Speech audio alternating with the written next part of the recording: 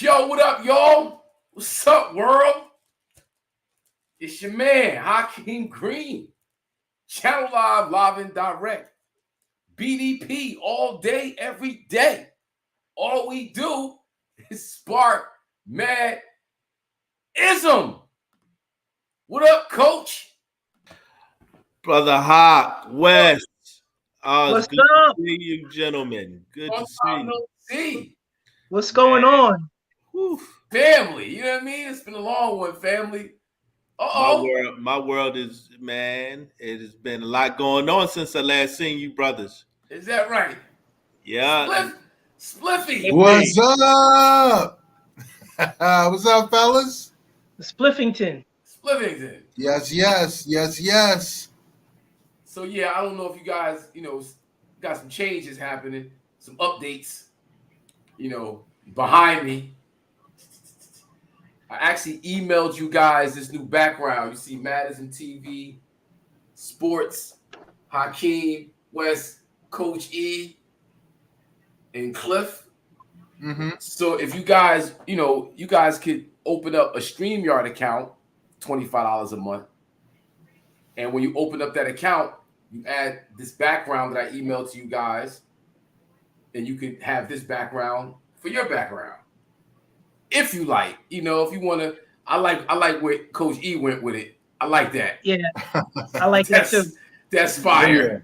Yeah. Hey, what up, Thurman James, E-Stars legend in the building, fireman, EO Panther. What up, Thurman?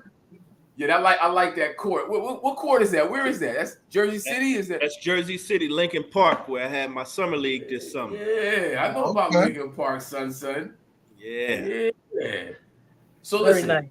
you know how we do. I'm gonna throw up a joint. I'm gonna throw up jewelry. We're gonna watch this video, but while we're watching the video, like, subscribe, hit that bell. Everybody out there, YouTube world, share the stream, bring people into the conversation. First week of football season, we got a lot to talk about. Catch up, from the summer festivities and the like. All right, so we're gonna get the what's going on. I'm gonna see you guys in a few. And yes.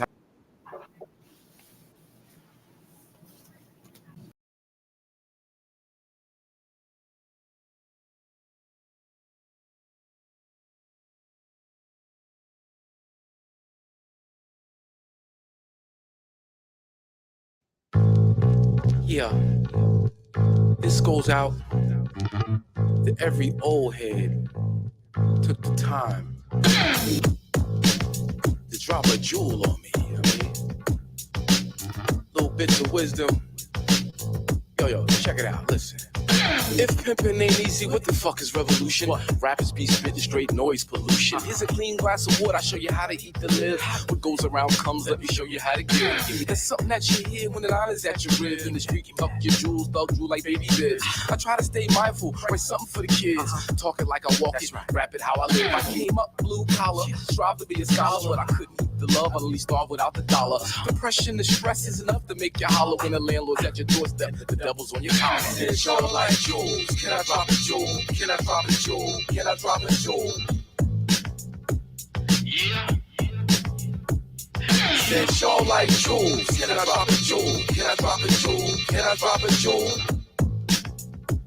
Yeah. They call me a slacker, cause I won't sell crack for the cracker. I call women queens and I love the berry blacker. Some chicks get it twisted, they'd rather be called bitches with their ass in the air like everybody's supposed to kiss it. It's a simple lesson, you get what you deserve. It's life a bitch or just a pimp with a perm. See mommy tricked out, made a little heartburn. Something she'll forget when it's time to take her turn. When will the children learn this was better to earn? But when my niggas put in work, they like to make the metal burn. End up in the system, it's all systematic. Maturing candidates, waving automatics. A product of a project launched in the 80s. Chemical warfare meant to kill the crack babies. Now as the world turns, is it just a story? Cause keeping it real got my sons in purgatory. It's all like jewels. Can I drop a jewel? Can I drop a jewel? Can I drop a jewel? Yeah. It's all like jewels. Can I drop a jewel? Can I drop a jewel? Can I drop a jewel? Yeah. In between heaven and Hades, like earthquakes in Haiti, the fat lady clears her throat and plays harp for the baby. They say I'm such a mystic, lyrics some mythic, but I make it so plain with details and specifics. I'm just gifted like that. I'm young and I'm black, so represent the game. I represent the fact that God helps those who helps themselves. So when God helps you, He's really helping Himself. Make every day have purpose. It's the science of life. Every breath's another roll. It's a science to die. Give me the moment. Learn from your mistakes. Try to learn from others. You get one roll at life, you won't get another. You have to learn the tricks, cause some niggas be on the gab. Want some funny business, but that shit won't make you laugh. I thought he had the bread, wasn't wondering not the weed. I'm wondering how it's coming back, cause my connect ain't getting beat. Said y'all like jewels, can I drop a jewel? Can I drop a jewel? Can I drop a jewel? Yeah. Said y'all like jewels, can I drop a jewel? Can I drop a jewel? Can I drop a jewel? Yeah. Yeah.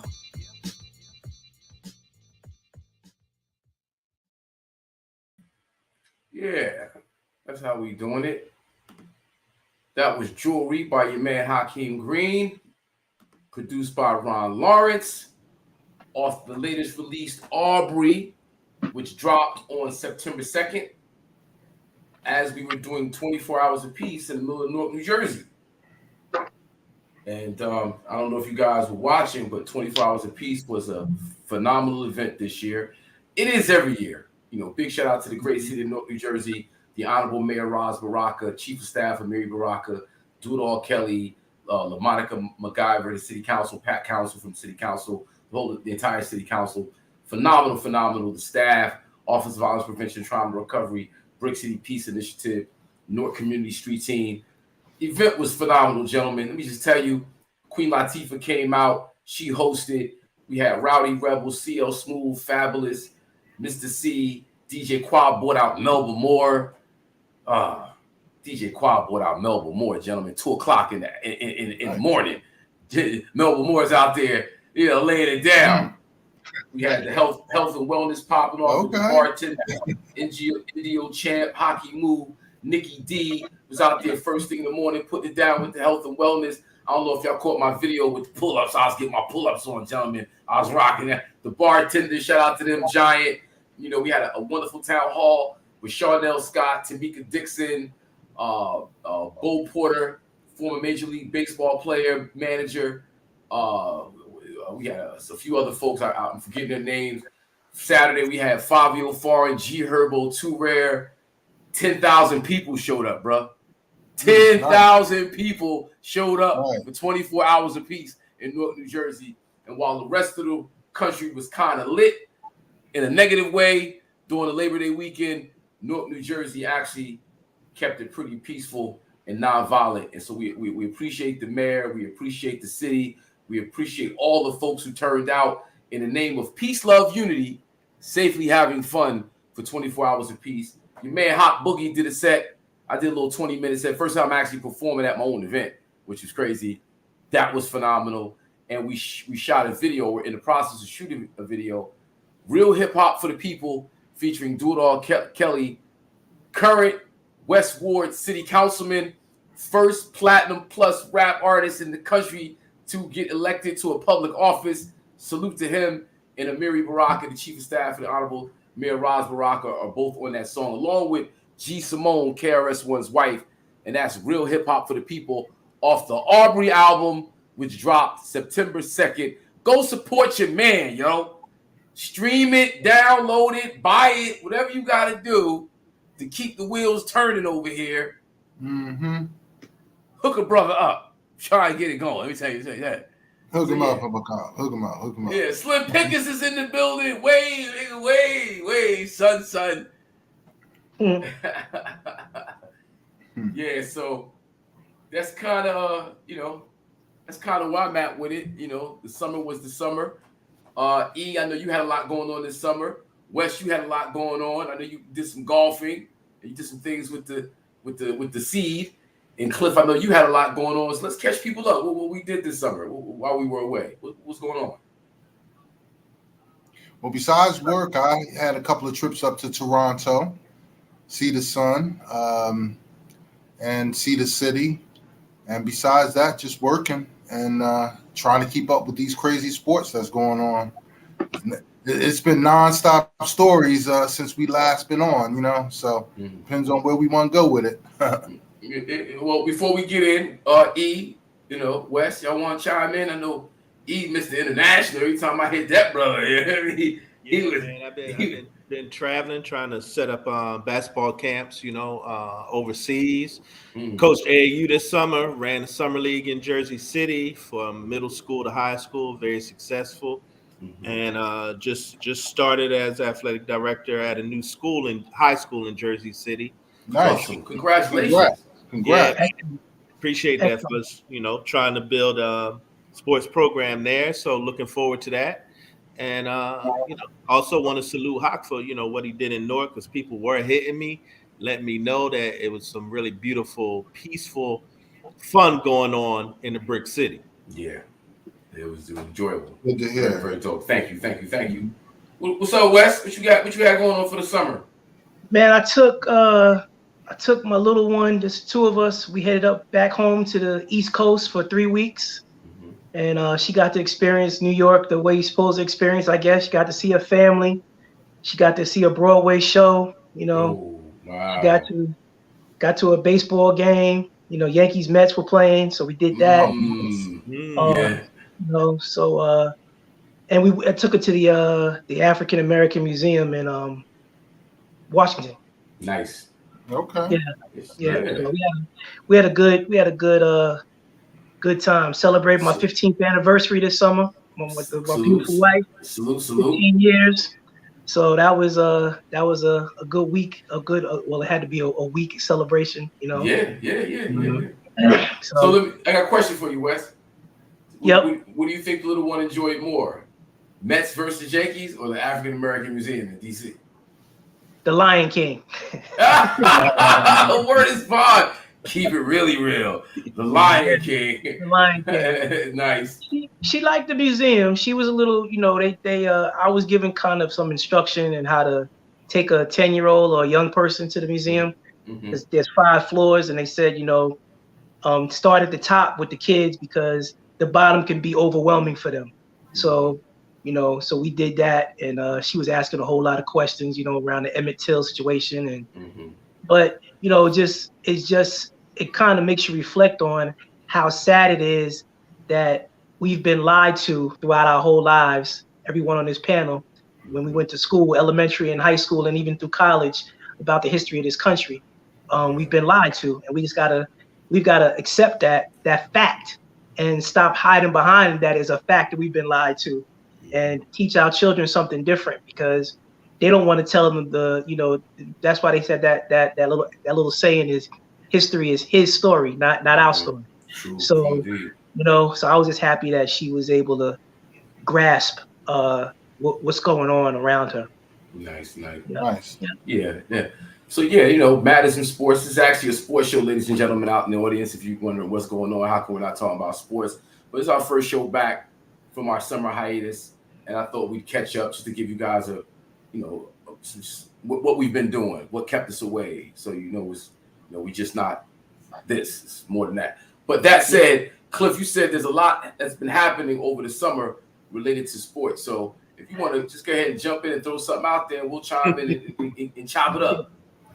Well, I don't know. Do we want to start with basketball, since that's where we left off and that's all the action? I mean, Durant, I think that's the biggest story. I mean, obviously we're going to get to those Lakers, but Durant, I think, and him basically trying to flex his muscles and make ownership choose him.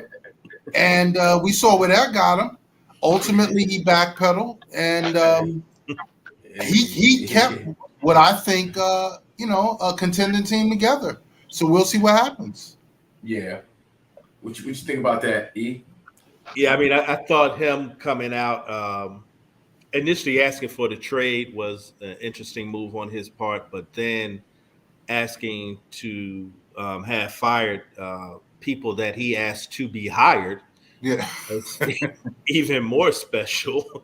Look, he, like you said, Cliff, he tried to flex his muscle, and Joe Tsai flexed his and said, look, it's not going to happen. You asked for all this. We gave you everything you wanted.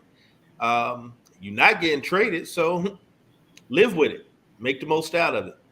You know? And Coach, the thing that you said that's very interesting, if we can dive into it, is the fact that, you know, he's the one who wanted Sean Marks hired. He wanted he wanted them hired. But long story short, Marks at least put a squad around him. Yeah. So why does he want him fired now? Yeah. You know what I'm saying? Yeah. Like, what's his thinking on all this? I think that's where he lost his leverage, actually, when he asked for both of them to be fired. Had he gone with Steve Nash, I think there might have been some support there.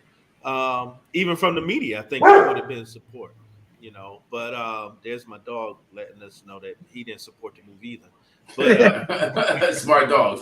You know, I just was amazed that he came at it because Marks, like you said, did a great job putting the team together. You know, and there were things out of his control, you know, that he had nothing to do with. But, you know, I would have asked for Steve Nash to go. And I would have come at it from the standpoint of I made a mistake. He was my guy. He did a good job, you know, working me out, but he's not ready to be a coach, you know. And that might have worked, you know. You got to come at it with some humility. And Durant did not do that at all. Yeah. Well, Wes, you want to chime in? No, I mean, I agree with Coach. If he would have come at it diplomatically and with some level of accountability, you know, and just kind of, you know, take a little bit of responsibility, they probably would have got rid of Steve Nash. That could have been a conversation that could have been had. Flexing his muscles on Sean Marks. Marks did everything, like y'all said, that he could do to put that team together.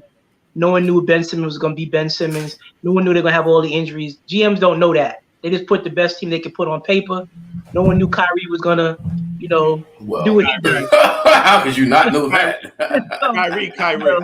Yeah, Kyrie was going to be himself. No one knew he was going to be himself. So, KD need to stay there. I'm glad that the move back to Golden State would have been the worst thing he could have did in his career. But, you know. Worse than going to Boston? Yeah, because he was about to go back to Golden State. That was real. Yeah. Really? Yeah. Well, they were having those conversations. Say it again, Cliff? I said, you see how Steph spoke on it with that interview he did. So, yeah, that was definitely a possibility. But let's touch on this. Well, I missed that interview, but so let's touch on what you're about to do, but let's not forget that interview because I missed that one. So we can. Okay. Well, let's go back because are any of us thinking about the fact? Because Wes, you brought up something that's, you know, Marks put together the team, but how did Ben Simmons pass a physical, yo, and then ultimately have to get back to traded? Yes. Yeah, like, I mean, that's the only thing that's kind of like, you know, did they skirt the rules or, you know, what really happened? I mean, is it that Aussie connection that he was just like, yo, I need to be out of here? Because you had back surgery. They hyping him, saying he's going to play. Then all of a sudden, he don't play. Turn him down, and he has surgery. Yeah. Like, what happened in that, you know? That's physical. That's an interesting point. No, that's a great point, Cliff. Unless he got hurt working his way back into playing shape, which even that, there would have been some signs there's something wrong with your back, you know, doing the physical. You know, unless the physical is one of the ones like they used to do in school where they, you know, just hit your knee with the, you know. Giving the Bugs Bunny physical again. Yeah. It's too many millions involved. There's too many M's behind these contracts now. I'm sure they that is weird because even if he hurt his back in the process of getting back in shape, we went the whole season expecting him to play. Like, it's not like this was something that was at the beginning of the season resolved. Okay, we know his back is injured. He's going to be sitting out for no, like the whole season up until the playoffs. We're like waiting for him to get added into the rotation, and then it's like, okay, we guys have back surgery. Well, how long do you guys know that? Yeah, exactly. And they kept basically saying he's a week away, he's a couple weeks way. You know, it was a lead up to it, and then they all of a sudden shut them down. So I don't know. That seems kind of tricky. Right. What do we expect from Ben Simmons going into the season, though? Honestly, from what we've seen in Philly, him being away for, the time he's been away. I expect him to be a point center. Yeah. That's what I expect. Unless, look, the Nets have some holes to fill. They lost a lot of guys in free agency. So right now he needs to play the 5. And for what he does, I think he's going to be effective. Defend and pass the ball. Who else they got down low? Nick Claxton. That's it. Well, didn't they get one of the Morris twins too? Oh, they did. They did sign one of the Morris boys just recently. So that gives you some toughness, Yeah, but what you going to do against Montrez and Embiid though? I think it was a great pickup for Philly. Yeah, Montrez Philly picked up PJ Tucker too, right? And they picked up PJ Tucker too. Hey, bully ball there. Bully ball. They're gonna be playing bully ball. Yeah, they're gonna take. I mean, we're really gonna see KD's mentality when they play Philly. Because you know how PJ Tucker plays him, and you got Montrez. You got some guys who really gonna get under his skin. So, I'm looking forward to that. I'm looking forward to Philly and Boston. Yeah. I don't know if you guys been watching Euro basketball right now, but Giannis. I have. Yeah. Yeah. Him and Luka have been battling. Luka lost a lot of weight. Yeah, they say Luka's like old school now. He's smoking cigarettes and drinking beer during the halftime. So that right? That now. he really getting his Larry Bird on, huh? Mm-hmm. Wow. He looked good. I saw him in one of those games, and he looked pretty good. Like physically, he looked like he lost at least about 20 pounds. Yeah. He looked lean. He looked real lean. Yeah. He looks like he's ready to really. Right now, I got him as top MVP candidate. Giannis or Doncic. Giannis or Luka. Oh, Luka. Those two. I mean, they look great. Well, you know who's gonna be my sleeper? Kyrie. Ooh, I think. Talk about it. Listen. He's on. Well, he's playing for a contract. Everybody knows that, but he's playing for the long term. I mean, you got to figure everybody in this class. Bill got $200 million. Levine got that $200 million. That's what Kyrie's looking for, and he legitimately has to play for it because this is his last year. You know what I'm saying? So, and they're stacked, yo. If they can stay healthy and really play together, they got a squad. They have a squad, and if he comes and does his thing, no headaches, no drama, all basketball, we may see a big season out of Kyrie. Yeah, that slot opens up in LA. That $47 million slot that Russell is taking right now opens up in LA. So yeah, I think Kyrie and Kevin are definitely going to do their thing. I think we might see, Kyrie, whether he wins MVP or not, I think he'll walk out of the league definitely being a top 3 player in the league, hands down. Like, he's going to do amazing things. I just don't know if the Nets have enough down bottom to pick up. Rebounds, controlling the boards, protecting paint. I don't know if they got that covered with, KD and Kyrie gonna light it up, but are they gonna be able to defend? I know Ben Simmons is a defender, but yeah, I mean it's tough in the East because the East is loaded. And there's nobody on their roster, like you said, that can stop Embiid and Giannis. Yeah. I think Boston's gonna get better. Yep. Yeah. Miami's gonna get better. Yeah. And all these teams are tougher than the Nets. Milwaukee, physically tougher. Yeah, that's true. Yeah, it's gonna be, KD and Kyrie. I think they're gonna be right there in the MVP race the whole year. But are they gonna be able to come playoff time, defend and do something in the paint? So I'm a little concerned about that. But LA, we didn't talk about LA. We don't want to miss Lake Show. You crossed about it. Well, what's really real with the whole Pat Bev and Westbrook? Like, are they really going to try to coexist? Are they? I mean, what is that all about? Actors. They are actors. Yeah. They have been acting for whatever 10 years. This little feud's been going on. Oh, you're saying that? I'm talking about. No. I'm saying they've been acting this whole time. Russell and Pat. Yeah, Russell and Pat been acting this whole time. You know, or they had that come to Jesus moment. Like, we here together, we gotta play together. We need to get this money. Let's put all that behind us. I don't know. I think Darvin is like, I'm gonna make Russ uncomfortable. Oh, that's a. They want to make him uncomfortable, and they want to make him, maybe I will cut that 47 down and get the fuck up out of here. Excuse my language. Like Pat Bev, he ain't the answer. Pat Bev ain't that guy. The energy he's inserting already. Yo, did you see? Tell me this was a joke, and he didn't really say this about the whole walking in the men's bathroom. Did you see that? I didn't hear. No, I didn't see. No. I don't even want to say it. It was a quote, and I was hoping it was a joke. I don't think it was real. I hope it's not real. But Pat Bev said, I ain't even gonna say it. I'll just sit and see about it. I don't even like saying these type things. Like, whatever. But his whole bravado, I know you guys heard that I was in the playoffs last year. You got to ask them how they feel about playing with me. Come on, man, stop it, Pat. Come on, man, stop, bro. Come on. They are truly testing my Laker fan fortitude right now. They're doing everything in their power to get me not to. I was already dirty when they won the championship in 19. Right?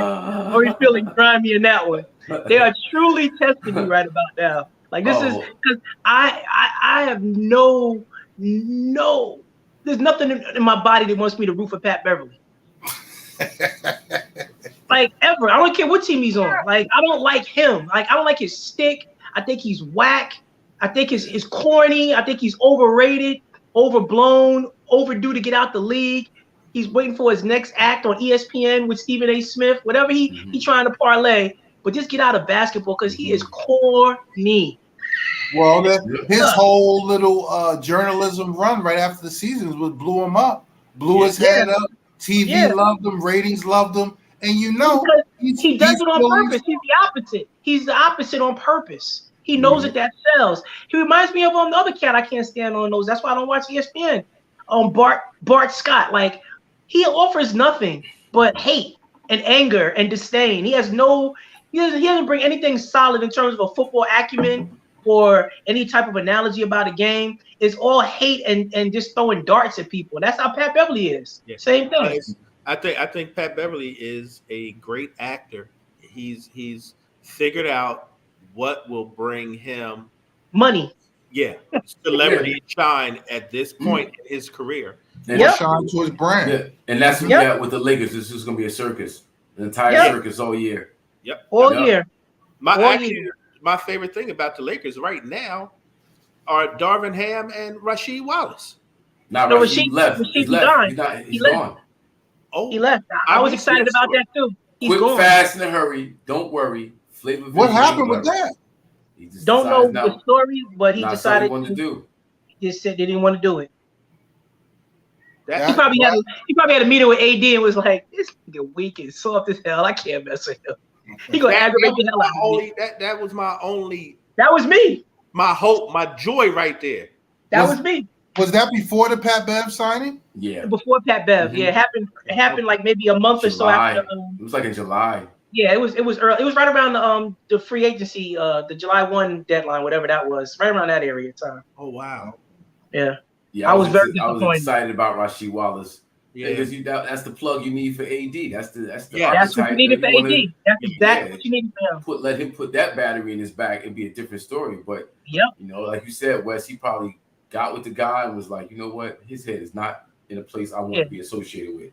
Yeah, I don't want to do this. It's gonna frustrate me. This is not how I'm built, so I'm not gonna mess with you. I'm gonna probably because Rasheed is one of those dudes who probably play himself, because he's passionate about whatever he does. Mhm. So I could see a guy like AD getting under his skin because he lacks passion. Yeah. So, Man, that hurt. Y'all just crushed my whole basketball season. Yeah. Right. Sorry to disappoint you, Coach, but yeah, it's over. I mean, I can't. I mean, it wasn't much to expect out of it anyway until you can get rid of that $47 million contract and replace it with some real pieces. Not much you can do. You're strapped. I think making Russ uncomfortable, because he gonna have to get benched. Fourth quarter, you can't have him in the game. So now he's on the bench and he might want to rile up, but Pat Bev is there to keep him calm. Because how much time is Pat Bev really gonna get? I don't think he'll rile up because I think Darvin, I don't think they want that smoke. I don't think none of them do. So I don't. Oh man. So maybe it'll be the perfect brew.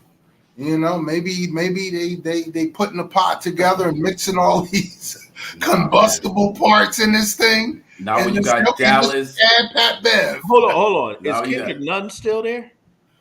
Who? Kendrick Nunn still with the Lakers? Yeah, Kendrick Nunn is still there. I don't know if he's playing this year or not. He says still there. Was he ever there? Really? Yeah, I mean, because remember he was projected to be a starter when he first came. But never touched the floor. So, wow, this is interesting. It's funny. I was driving home tonight when I was talking with my buddies, and I said, I only have a few minutes to get home for the show tonight. And I said, I already know it's football season, but I already know the first thing I'm going to talk about is the Lakers. Well, hey, I know what's the first thing, Thursday. Hawk would just be sending random memes to me throughout the summer. Any time of day or night, he killing me again. Then he got to me with the Kyrie once that whole thing started happening.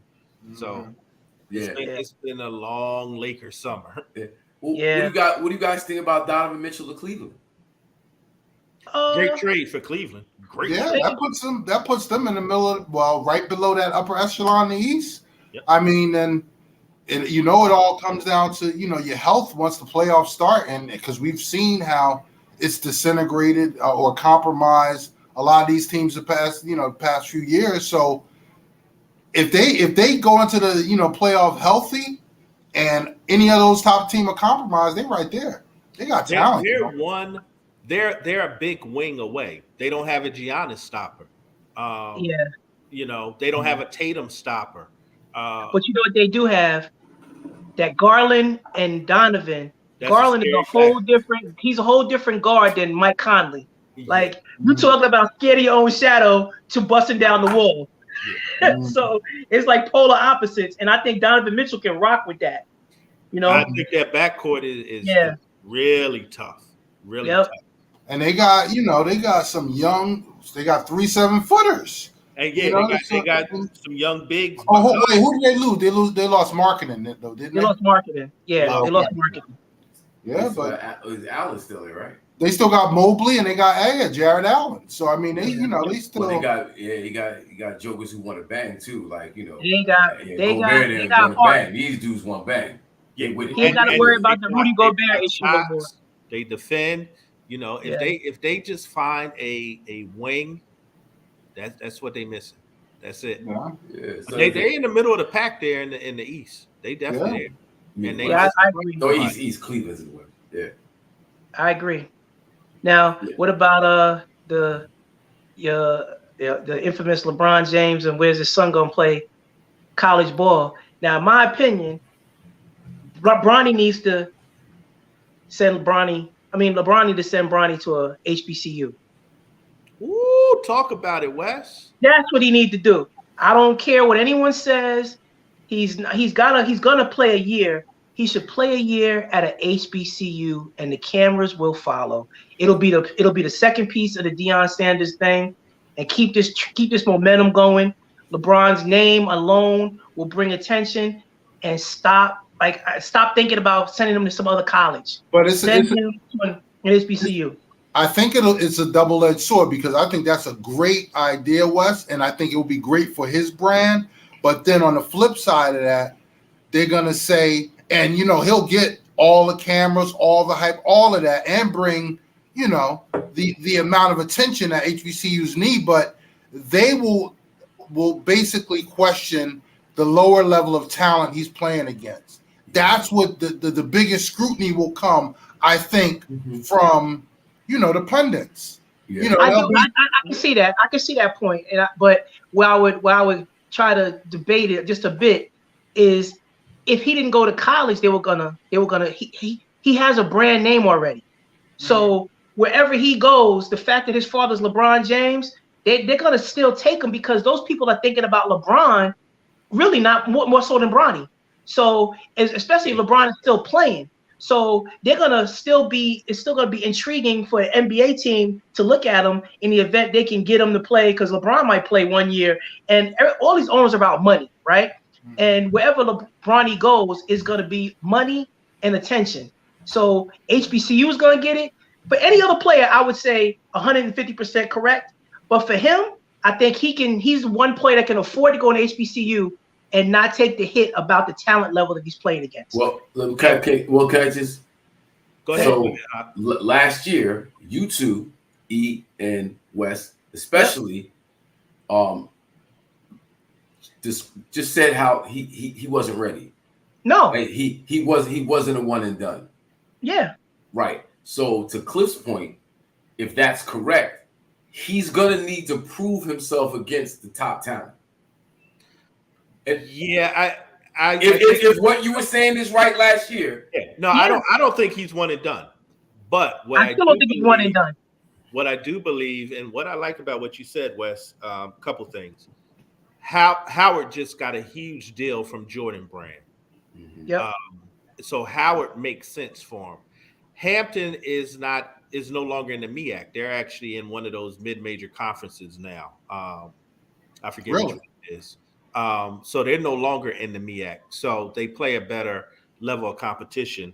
But what he can do to negate that is have just really extraordinary numbers at a HBCU.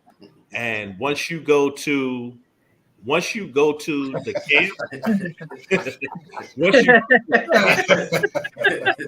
all that goes out the window. They want to see how you perform either at the camps or at the combine. Yeah, so that's where they're really going to measure it. But I don't think he's one and done. He's been getting better, and look, I really think he could go get numbers at a HBCU. Yep. And they start questioning, oh, he got numbers, so who was he playing against? Then he goes to the combine, and they really see where his level is, and which will be probably late first round, second round anyway, which is what he's always been. So it won't hurt or it won't help either. But I do think if he's playing in the Big Ten or ACC or SEC night in and night out, you can get exposed. That too. Yeah. He's gotten better, right? Because he's gotten a lot better.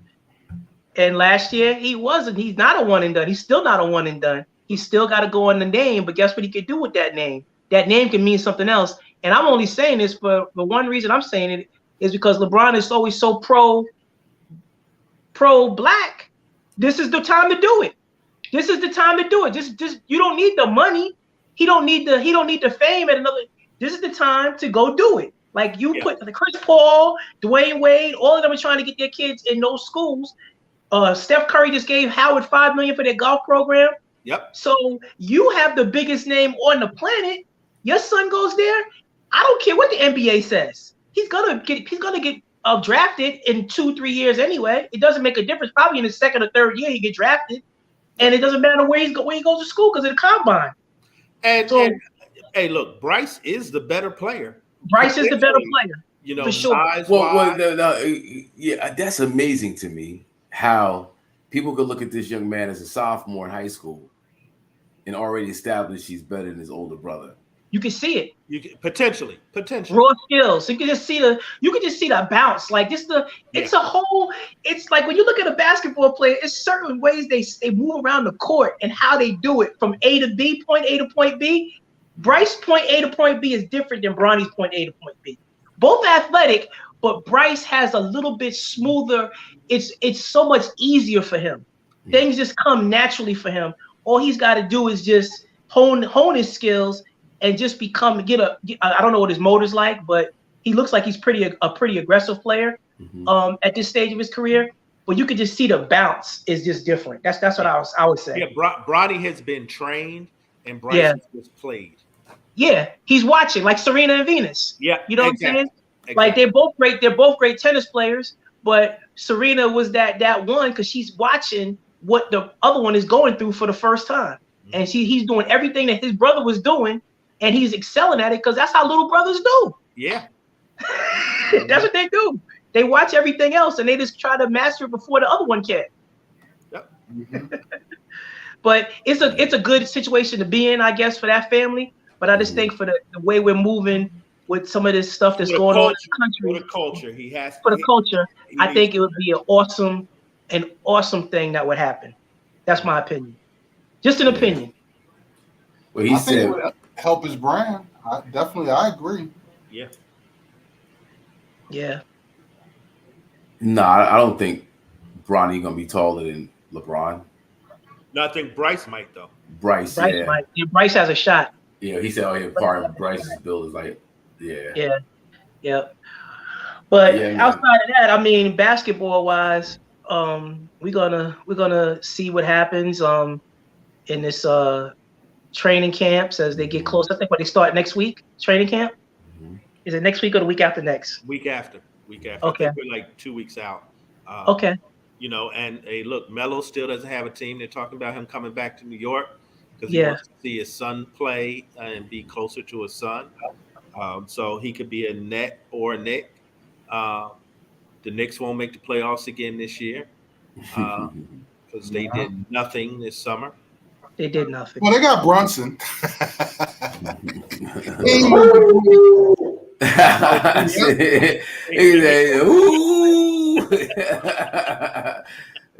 like Brunson. We like Brunson, but he's not a game. It's not enough. It's not enough. He doesn't move the needle. Yeah, what happened with how come they missed on Donovan? They were asking too much. Yeah. Yeah. I heard they were asking a lot. Now I did hear 3 trades. They said that a trade with Westbrook in it that I thought was nice. They had San Antonio, LA, and Utah getting involved in a trade where you could see Westbrook go to Utah, but then Utah would end up taking the contract and buying him out. Right? And the Lakers would end up getting Mike Conley and Bogdanovich, and Doug McDermott would be, because they're all shooters, right? So they would end up with those 3. And then San Antonio would send somebody to Utah, and I think San Antonio would end up with a bunch of the Laker draft picks.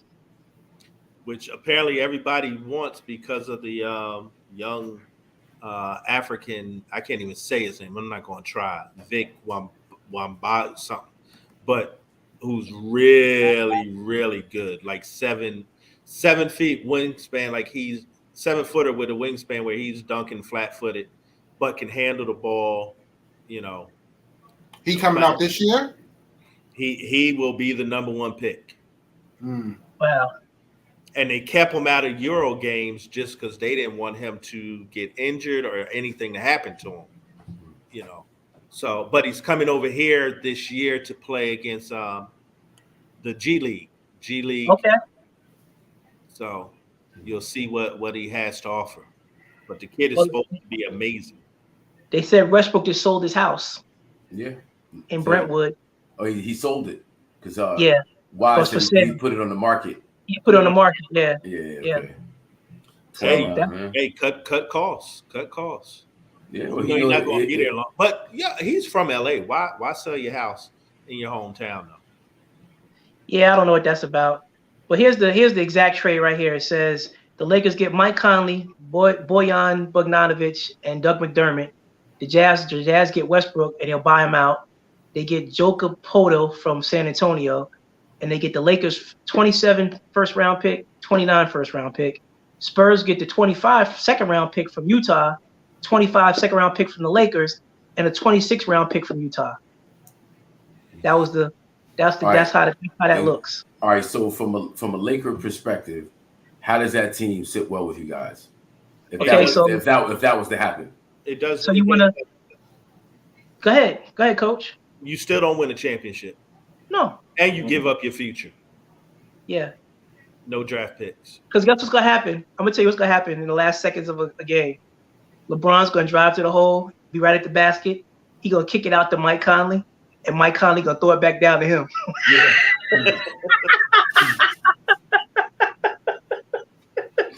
Yep. That's what's gonna happen. Yeah. Mike Conley gonna throw it right back. Yeah, I don't want it either. Yeah, but we got to get into the play-in series. Yeah. That Beverly's gonna shoot it. That's why I'm saying we got to stop talking about Lakers and championships. We got to talk about them possibly getting in the play-in. Okay, yeah, the play-in game. Okay, because the West is so top heavy, and the Lakers are so far away from like Golden State or from Memphis or even from the Clippers, who they share a building with. You know what I mean? Listen, Golden State are my favorite to win it right now. Golden State is loaded. They getting Clay back next year for the first time. They getting the big man. Everybody back. They got everybody back. I like the Clippers if Kawhi is Kawhi and John Wall is John Wall. I like the Clippers. Okay. Like the Clippers. How about this trade? Listen to this trade, and I think you guys might like this one. The Nets receive John Collins from Atlanta, Eric Gordon, and Maurice Harkless, right? The Hawks get Ben Simmons, David Nwaba, and Edmund Summer, and Rockets get Jalen Johnson, Day'Ron Sharp, and a 2023 first-round pick from Brooklyn. So now you got Collins and Eric Gordon to join Kyrie and Kevin Durant and company. I like that. They still need a big man though. Yeah. And where's Ben Simmons? Collins can get some. Ben Simmons going to play with Trey Young in Atlanta. Yeah, I don't like it for the Nets because they still don't get a big and a defender. John Collins doesn't really defend well. He's more offensive. Maybe they just would try and outscore everybody. I do like I like Ben Simmons with Trey and what's the other young fella they got from the Spurs? Murray. DeJounte Murray's over there now? Yeah. I like that. That's good. Hey, Trey's going to be a problem this year too. That's a lot of defense that Trey don't got to play. Right. DeJounte and Ben Simmons can play D. Yep. You still got my and then man. this the last trade, and I'll see what you guys think about this one. And I thought it was interesting too. The Jazz get T.J. McConnell, James Bouknight, and a 27 first-round pick from Charlotte. The Charlotte Hornets get Jordan Clarkson, Miles Turner, and Buddy Hield. Ooh. And the Pacers get Gordon Hayward, Mason Plumlee, a first-round pick of 23 from the Hornets, a 2025 pick from Charlotte, and a 26 second-round pick from Utah. Now, let me tell you why that won't happen. Because that would actually make the Hornets look like they're trying to win. That's what they said, because the moral of the trade is the Hornets go all in for LaMelo. Yeah. Like try to get him help. Mm-hmm. Yep. I like that for Charlotte. That would be a really competitive team, but Mike just trying to keep it moving, but not he don't want no pressure or anything. Just keep collecting the checks. Big shout out to DJ Wise, who's been commenting the whole time. He said something really dope. By midseason, Scottie Pippen's son may steal the peak point guard spot. I really liked him in the summer league. He did his this. Yeah, Scottie Pippen's son was nice in the summer league. He played well, but he kept my guy RJ Cole, who was on that summer league team, off the floor. So I didn't appreciate that. Oh, well, yeah. He did really play well. and he may be the point guard. He may be the point guard, and he lot of toughness. He seemed like a pretty decent decision maker. Yeah, had very aggressive. Yeah, I liked his game, and so yeah. What's up, Will P? What up, Pudgy? What's the deal? What's the deal? Family in the building. All right, let's switch gears a little bit, gentlemen. Let's talk Serena Williams. Woo! Oh, Did you watch the match? the real last great. match. Mm-hmm. The last match was awesome. Yes, it was. Even when she was down, that the last those break points at the end. I mean, what you gonna say? Somebody did bring up an interesting story about her. They said that Steffi Graf won. She won a few, like 1 or 2 less majors or Grand Slams in 10 years, and Serena did it in her whole career in 20. So they were saying that I didn't know Steffi Graf won that many in 10 years. Oh no, Steffi Graf was A beast. Yeah, she was a beast. I know she was. But this one said, well, what do you think would happen if they played each other? Might have been the greatest tennis match ever. Because Steffi Graf was a problem. Yeah. Yeah, but I don't think she can beat Venus at the height of her powers, though. Because Serena. Serena. Yeah, because we saw both of them. You know what I'm saying? And Steffi was great, no doubt. But Serena, top of her powers, when that serve is on, her speed, her power, her shot placement, Yeah, that would have been great tennis, right? Oh yeah, but I don't. Now you heard Margaret Court has been talking back recently about how she's not getting her due. Now I think that's apples and oranges, but who knows? Because she plays. She's the one who actually holds the record. I think 2 more Grand Slams. One more than Serena. Okay. Yeah, but she believes it's because of her stances, her Christian beliefs. Which that has nothing to do with it. She just ain't played nobody. So that. Now I've heard in terms of Serena relative to say Navratilova, and somebody else. They said that they played much stiffer competition than Serena did. Yeah. Chris Everett Lloyd. Chris Everett. Yeah. Well, yeah, I mean, there was a lot of greats, a lot of now Hall of Famers that played in the 70s, 80s. Serena retired people. Like when Serena came on the team, Hingis wasn't an old woman. Hingis retired because Serena put her there. Hingis was running her mouth with Venus, and both the Williams sisters put their foot in, and she disappeared. Like we didn't hear nothing from her. Monica Seles was around. Capriati was around. All of them were around. They were all there. So, and then Venus and Serena took on all comers, I agree that they literally retired people. And I think a lot of people just got in it at that time to see if they could capitalize off of the money that was being generated, the marketing, so they could get in and get out because they knew they weren't beating them. Yep. That was it. And just what they had to endure, you know what I'm saying? As opposed to, we all were there when everybody thought Richard was crazy, and these girls with the beads show up. You know what I'm saying? So for them to not only be successful and sustain that success, but we can't even imagine what they had to endure. I mean, they didn't even they stopped playing at Indian Wells in their backyard because of the racism and all that other nonsense that was going on. So, yeah. To that point, Cliff, I don't know if you guys saw the movie about Richard Williams. I did. Got overshadowed by Will Smith's antics in accepting that whole thing. But in terms of the movie, it really, I thought, did a great job detailing a lot of the difficulties that they faced, from the racism to navigating Compton, trying to play tennis.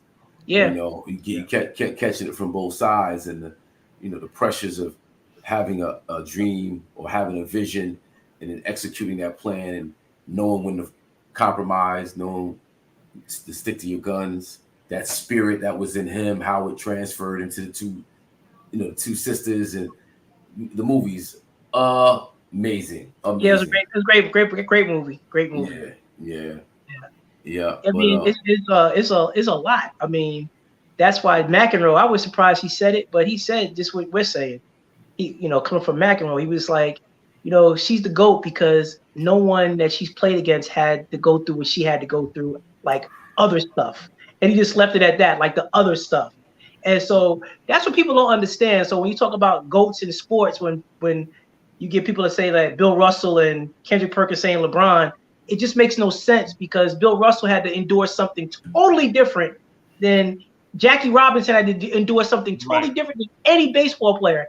Hank Aaron, to do what he did, he had to, with the stuff that was coming at them, and they still were great. That just shows you the fortitude that how they're built mentally. There's nobody that could compare to that. So when you say these other players' names, like they're great, but they're not great like that. It's just a total different level. Yeah. Different level. So it's not to shun anybody like the Babe Ruths and stuff like that. But I'm sorry, Babe. Hank Aaron had to go through more than you did. Exactly. When you think about Satchel Paige had to go through. Like Satchel Paige had to really like live it and not even get a chance. You know what I'm saying? At 44 years old, come get promoted to the major leagues. Come on, man. Mm-hmm. So it's a lot. That's what the Williams sisters were up against, and they still were ultra successful.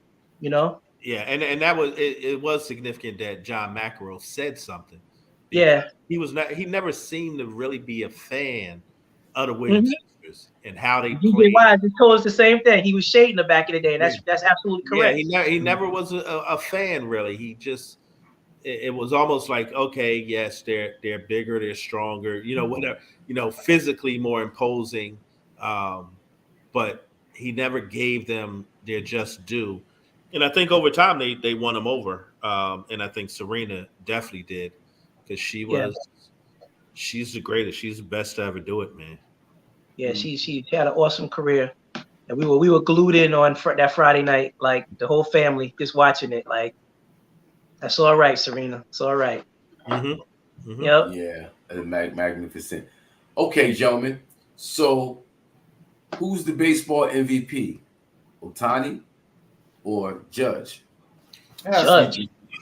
Ooh. Obviously we're gonna be biased as Yankee fan, but I would say what Ohtani is doing is probably more impressive, but or harder, just because he's just a phenom playing on both sides. But Judge is getting ready to legitimately break the 61 record. You know what I'm saying?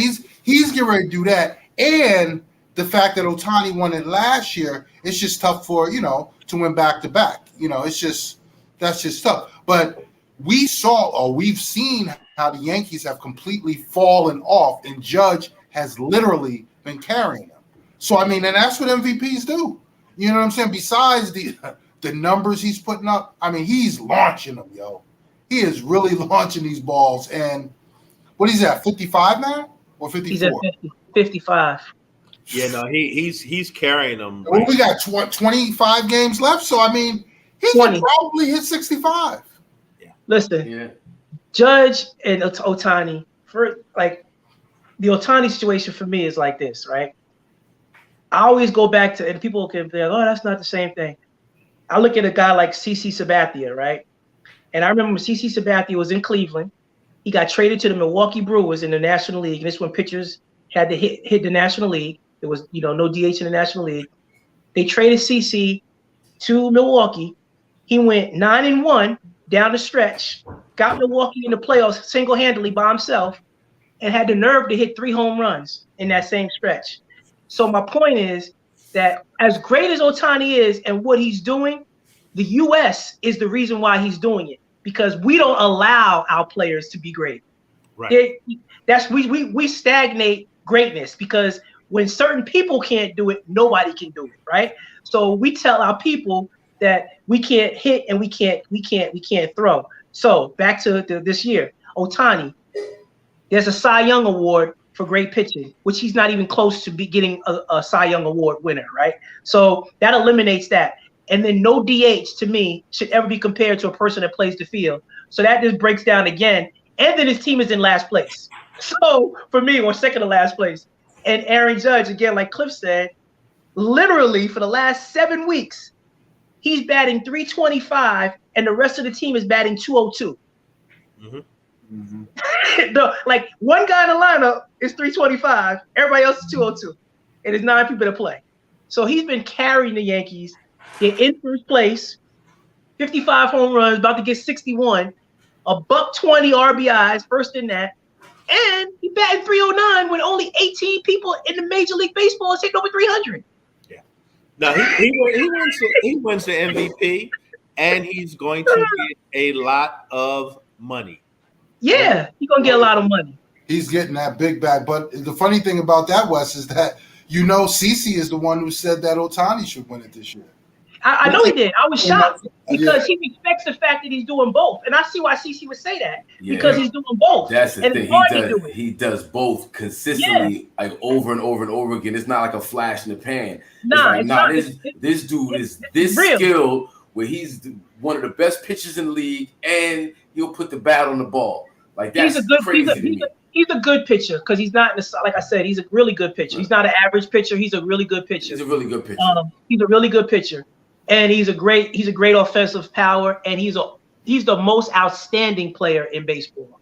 But the most valuable player is Aaron Judge. Okay. Great distinction. That's fair. That's fair. That's what he is. That's fair. Because no one is doing what he does, so you have to separate him from everybody else, right? Yeah. But that's still a problem with our game. The same way when we play basketball, and don't dunk. You can't dunk. No crossover. No. I'm with you on that one, right? I'm with you on that one. But we have a very large sample size of great pitchers or good pitchers who also had to hit. And I've never seen this in my lifetime, a pitcher be this good as a hitter over a long period of time. Well, when you think about college baseball in high school, it translates from high school to college. Your best player is typically your pitcher, and he's probably your best hitter. Right. So when you get that's typically, but now it's different because there is so many like trainers and people are specialists and this and that. Now. So you segment it out to one thing. But before, it was kind of like what they're doing with Ohtani. Everybody could actually do both things, but they just didn't let them do it. It's kind of like we shy away from it. So kudos to him because he's a beast. Without a doubt, he's a beast. Yeah. But this year, you gotta go Judge. Got him. Yeah. Okay. So y'all want to talk more baseball? Or you going to shift to this NFL gear? Let's talk live. Let's talk a little live before we get into football. Oh, okay. Well, okay. Let's talk live. Let's talk Donald Trump, his golf course and that whole thing. How he's good. He's all good with him. With the Saudis. Is that what you're talking about? Or are you talking about just the whole Tiger Woods coming out and saying getting on the live players when Tiger he's a billionaire, right? And I love what Harold Varner said and his wife. They offered that man 9 figures. Harold Varner was like, I'm never going to get 9 figures again in my life at the PGA. Never. You got to take that money, period. And all these players that are on the PGA, listen, you guys they're playing less. They're offering a bigger purse. Why is it that the purse in the Masters was 15 or 17 million? The purse, the winner walked home with $3 or $4 million, but the Masters generated over 1.3 billion. Yeah. Where's that money going? Why is that? So the players that did everything, they got a percent of it, or 2%, and 98% is going where? Where's it going? So the politics have no play at all. Well, you also saw that it came out that Tiger has a deal with Nike to start his own. What was it? What are they calling it? The TW Tour or something like that. The Tiger Woods Tour. Yeah. So that's the TW. It's called the TWT. Yeah, there it is. That he was incentivized not to go to live. But the rest of them, you got to go. You got to go get the money. You gotta go. You know, because the PGA has been basically just giving these guys pennies all this time. Pennies. And I don't know who's getting the money either. Like, who's getting the money from the PGA? Where's the money going, right? It's top heavy, and that's the thing. It's top heavy, and that's the thing. The mid-level golfers, the caddies, all the lower rank, they get pennies on the dollar. It's the top people that are really getting taken care of, which is why they're defecting to the live, because you're getting a signing bonus. But it's still kind of, as a golfer, Wes, you got to think about now, they're not scored the same. Okay. And there's no cut. So there's a lot of differences that you'll have to, because that's one of the main things that the pro players on the PGA Tour are saying is they're basically, not competing at the same and the highest level, just because of the little nuances that are different in the live as compared to the the PGA. You got to grind it. You have competitions. You have cuts. You have a 4-day tournament as opposed to a 3-day tournament. I mean, I guess it's all. Go back to Harold Varner, right? Go back to stay with Harold Varner for a second, right? Entertainment. So with Rory McIlroy and Tiger Woods don't understand about a Harold Varner is that they can all go out there and grind and be competitive for that weekend, but Tiger and Rory gonna always still have their sponsors that are ridiculously giving them ridiculous coin, right? No matter what they do. Varner, if he don't win, he don't have the same type of sponsor. I mean, yeah, Jordan is giving him a little something, but that's probably like a little kickback, whatever that is. That's not no true sponsorship. Like he's like Adam Scott. I mean, your father's like a CFO or a Mercedes Benz. Like, so these guys have a different level of their grind is not the same grind. That's what I'm trying to say. So it's like so with a guy like Varner, he wants to stay afloat. This is the only time he gonna ever see 9 figures. Just to play. Yeah. So I mean, it's just crazy. It's like that's like saying, you can't play in the NBA or WNBA. Great example. You play in the WNBA, you shouldn't be allowed to go overseas and play overseas. Like you should, as a person, you're a private individual. You should be allowed to sell your talents to whoever you want to at the highest price. Nobody can tell you how much you're worth. And it's like I'm not in the league, but I can't play for the Harlem Globetrotters. It's it's entertainment. So what? The rules are different. All right, we know the rules are different going into it, and we're being paid to play under these circumstances. You can play under those circumstances if you want for that much money, if that's what you want to do. Yep. Yeah. Well, nobody should own a monopoly. So believe me, I'm certainly for the live tour, but there's obviously differences in it. But again, in this country, it's about capitalism and taking advantage of what you can get paid for, what your talents could yield you. Basically, that's what it should be. That's what they tell us until it's time for us to go ahead and do that. Then it's wait. Because that's what Tiger was saying. These guys got to grind it out. Tiger, come on, dog. You ain't played golf for 5 times in the last 7 years, and you want somebody grinding. You still got your $1 billion in the pocket. Stop. Right, but see, that's what I mean about counting other people's money. Yeah. Right. When there's so many different ways of how people count other people's money. And a lot of times when a person got money, they be counting other people's money, but because they got money, you give them the pass. Yeah. Yeah. A lot of that go, oh, why you hate that? He hates too. Trust me, he hates too. Oh, why you hating on so-and-so? You just mad. Wait a minute. You don't think this dude will step in the way of you getting some coin? Right. Yeah. Yeah, it's a monopoly. And the PGA is no different than the NCAA, the NFL, all these shields, all these logos, because that's what they call them, logos. All these logos make all this money, and there's a reason why players make $300 million in basketball or football, because the owners are making freaking $10 billion. Mhm. That's a reason, So, that's it. That's Yeah, right. man. Speaking of owners, did everybody see that Sarver from the Phoenix Suns just got suspended for a For year? a year and Yeah. 10 million. Yep, I saw it. For running around calling people the N word. Yeah. That amongst other things. Yeah. He's yo man, what's up, son? Yeah. A word. That's how we doing it. That's how we doing it today. That's how we do it. Yeah. But it's funny.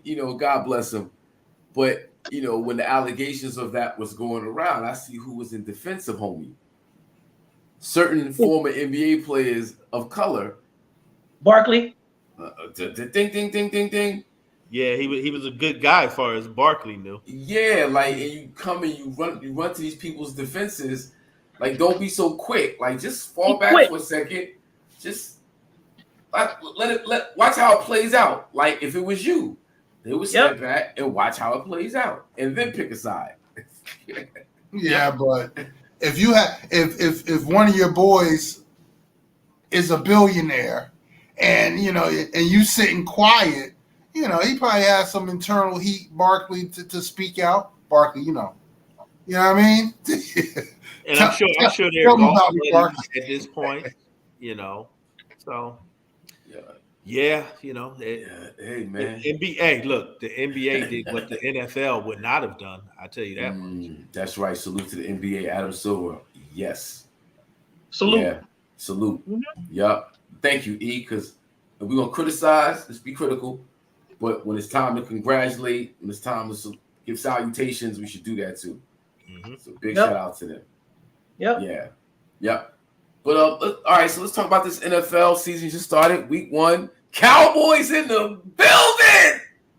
Yeah. Hey, it's over before it even started, Cliff. Well, let's hold on now. Let's calm down. Although, listen, Jerry did come out today and say it was a lot worse. I mean, a lot better than they thought. And so that 6 to 8 weeks is now possibly within 4 weeks, because they didn't put him on the injured IR, which means he can come back within 4 weeks. And if it was a 6 to 8 week injury, they absolutely should put him on IR because they need the roster spot.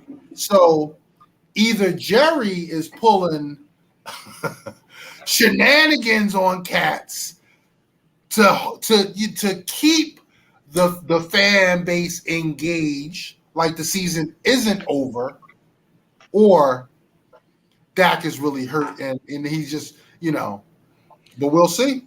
I think this is so early. He had to say what he's saying right now. Like week 1, like he would have lost the fan base. Yeah. Over. So 6 to 8 weeks. Yeah. It's half a season. We can skirt around it. The season is over. Yeah, it's over. It's over. Okay, because Cooper Rush is not an NFL quarterback. That's the first thing. Let's just put that out on the table. That's not an NFL quarterback. He won 1 game last year. Great. Not an NFL quarterback. That's not sustainable. The Cowboys' best scenario, they'll be 2-6 when this is all said and done. That's the best. That's the best case scenario, 2-6. And but that's Wes saying that Dak is going to be at that full 8 games. I mean, we have to keep hope alive and believe in Jerry. And Jerry said 4 weeks. Jerry has been looking for me to believe him for 28 years. I'm not believing Jerry no more. Period. Like, Kaepernick, that'd be nice, but that ain't happening. That would be the greatest American story possibly ever in sports if Kaepernick goes to the Dallas Cowboys. Of all teams, Dallas. Jerry Jones. Not doing it. Nah, not in Texas. That's not happening. And I'm a Kaepernick fan. You know that, right? You know the gentleman. Yeah. I heard it wasn't good in Vegas when he had his thing. I heard he didn't look good. Yeah, Vegas wanted to sign him because that's a draw again. Yep, he's a draw. Even if he's holding a clipboard, he's a draw because the possibility of him getting in, he's a play away from getting in. Yep. Yeah, and Kaepernick. I mean, let's be real. It's been what, 5 years, 6 years? 6 years. You know, like that's hard to do, to come back after 6 years. The speed of the game is so fast. It's like there's no way to replicate the game. And he don't need to get that backlash from not being able to respond. He don't need that. Like, no. You know, because they want to attack him anyway, regardless. Yeah. You know? Hold on, wait a minute. Hold on, listen. Prove it. Send me a link. He's on the Browns roster? No. Send me a link. Kaepernick is not no Browns roster. Nah, that would be the biggest news. Nah, yeah. That would. Yeah, I got to see that, JT. Yeah. Yeah, but outside of that getting hurt, Jerry does the same thing. He has a couple of Bentleys or like Maseratis around the lot, but he parks them in the hood. That's who protects him. He puts them in a lot that's cost $1 to park with security. He don't take care of them. So how do you have, if every first string player is dope or a good player, but there's no backups? They don't, like Von Miller would have taken. He wanted $75 million. Jerry offered him the same thing he offered Randy Gregory, $71 million. 75 for Von Miller. He's a Super Bowl MVP. Wanted to play for you. He got more in Buffalo. He got more than 75. Jerry lowballed him. Why?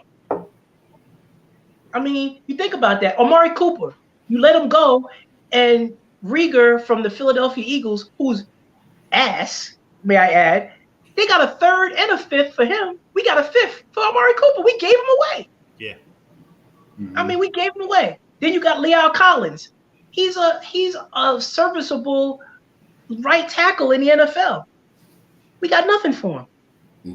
So when you look at all those things, people gonna blame Dak and say Dak had a horrible game. From what I understand, I looked at the numbers, that was not good.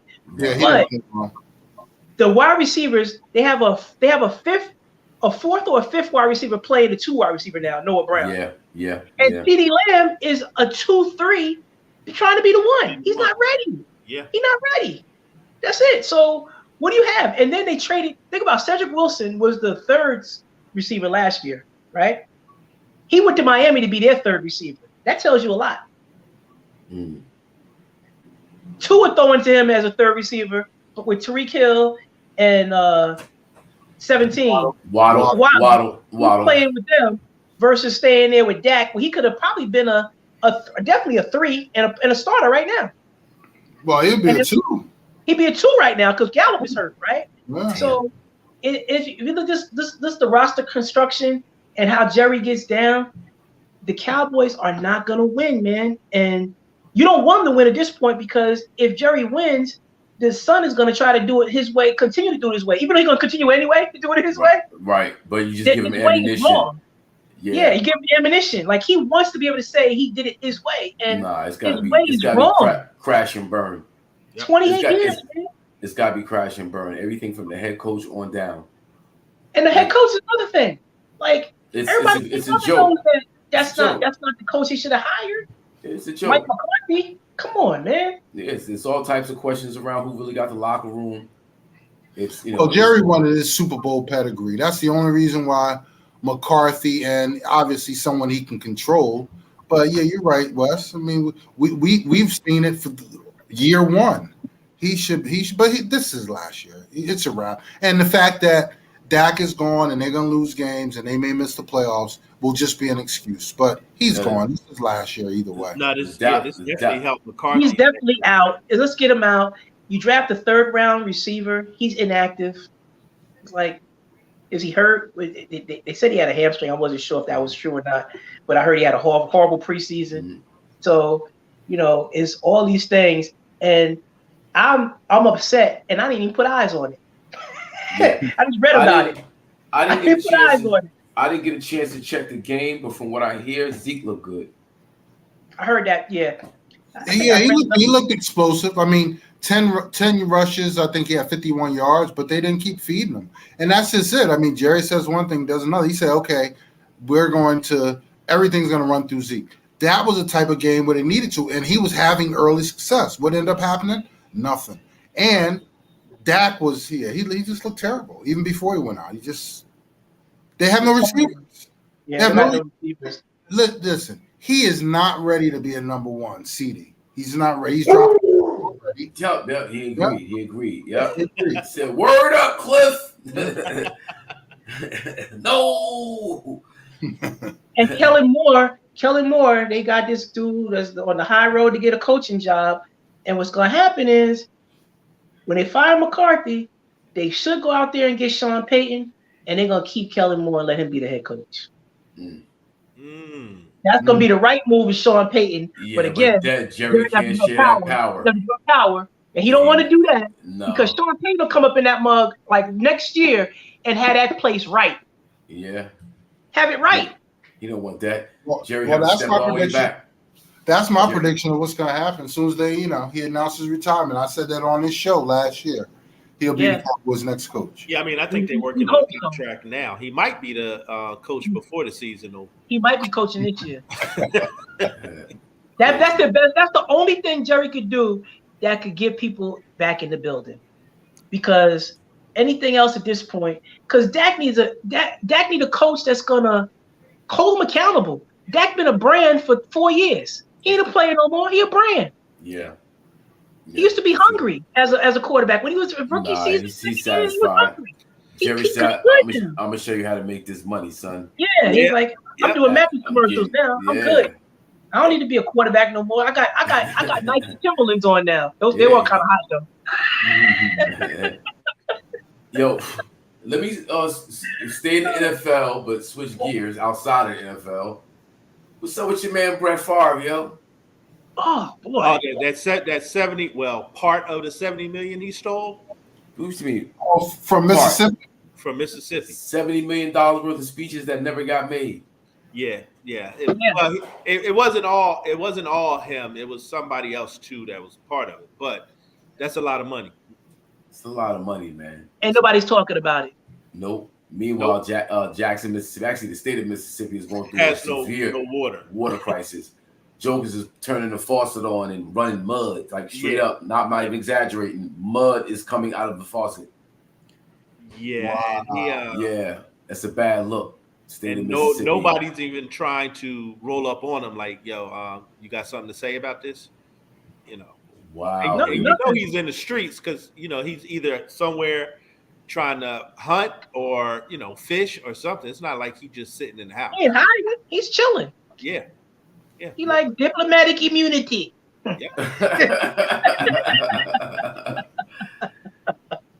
Yo, man, that's illmatic, man. That's illmatic. Yeah, It's crazy. We pray for the people of Mississippi, the citizens of Mississippi.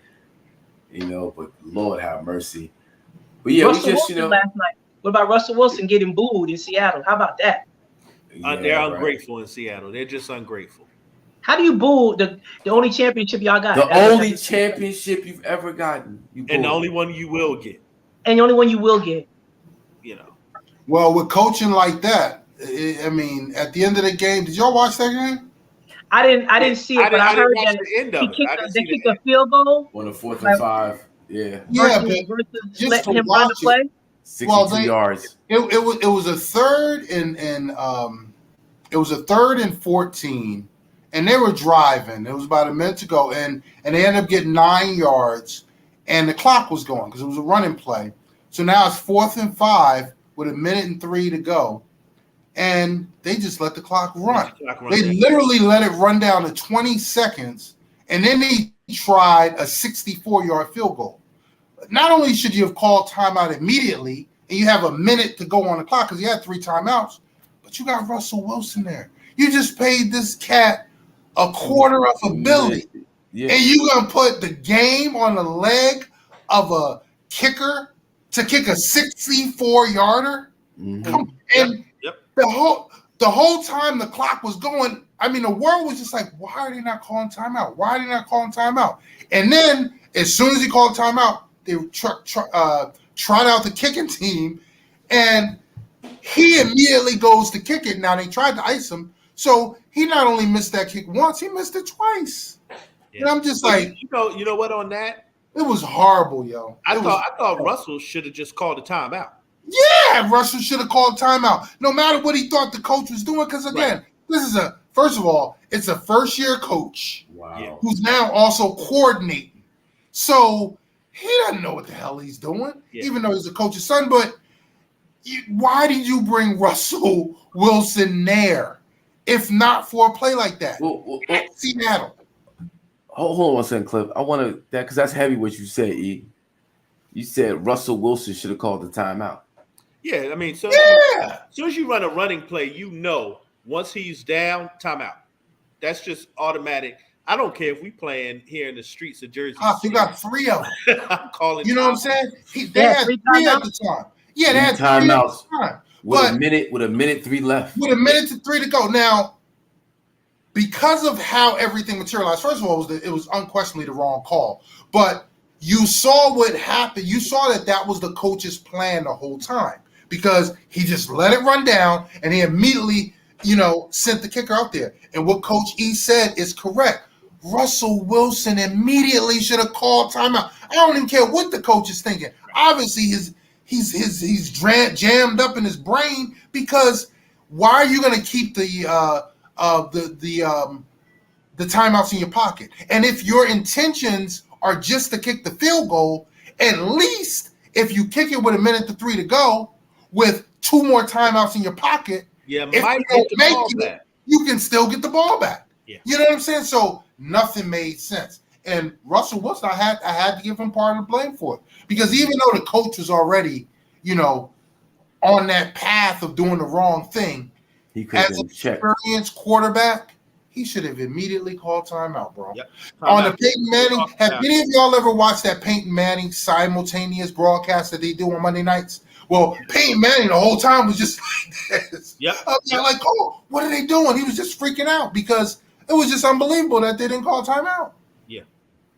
Wow. Yep. And that's the difference between being a veteran quarterback who understands that they're running the show, and a veteran quarterback who is just like, I'm just here to do what they tell me to do. Mm-hmm. He's always been that type of dude. Yes. He's gonna just not ruffle the apple cart. Yep. Yeah. He's a new coach. I don't want to step on his toes week 1. It's my first game. I don't want to do that. But let's go back at Seattle when they didn't give my man the ball for the running play. Russ could have changed that play too. He sure could have. Yeah, but that play was to make him, the face of the NFL, the MVP. They wanted, Russ to shine. Which is why that bad call was called. Yeah. From what I understand, Pete Carroll called the run. Quarterbacks, particularly, let's just go with Peyton Manning, who's now retired. I think he would have changed that play. Wes, you're gonna say? Yeah. You gonna say something? I said Pete Carroll. I heard call the running play. Oh, and Russell changed it. And Russell changed it. Really? Really? Well, that will explain a lot, because that came out of an interview last. I think it was. Last week, I think they say Pete Carroll called the running play. Whoa. Wow. Oh, so now Russ is gun shy. He just not going to do it. He's like, look, I'm not calling timeout. Whatever the coach wants now, that's what I'm doing. And then they said that he's happy that Russ is gone because his style is ground and pound, and Russ wanted to throw the ball. Ooh. Gino had a great game too, by the way. Gino did. Gino really played well. I looked at his numbers, and one of my boys called me like at halftime. He said, "Yo, my man is 16 for 17." Yeah, and it was more than the numbers, Wes. It was he made some smart decisions. Yeah. He made some tough passes. He got out of some trouble. He showed his legs. Gino looked decent, yo. They look like they actually have a squad. Yeah, no, yeah. Gino looked really. I thought he looked good. I thought he controlled the game. Yeah. play action, he was really good. So Nice. That defense is flying around.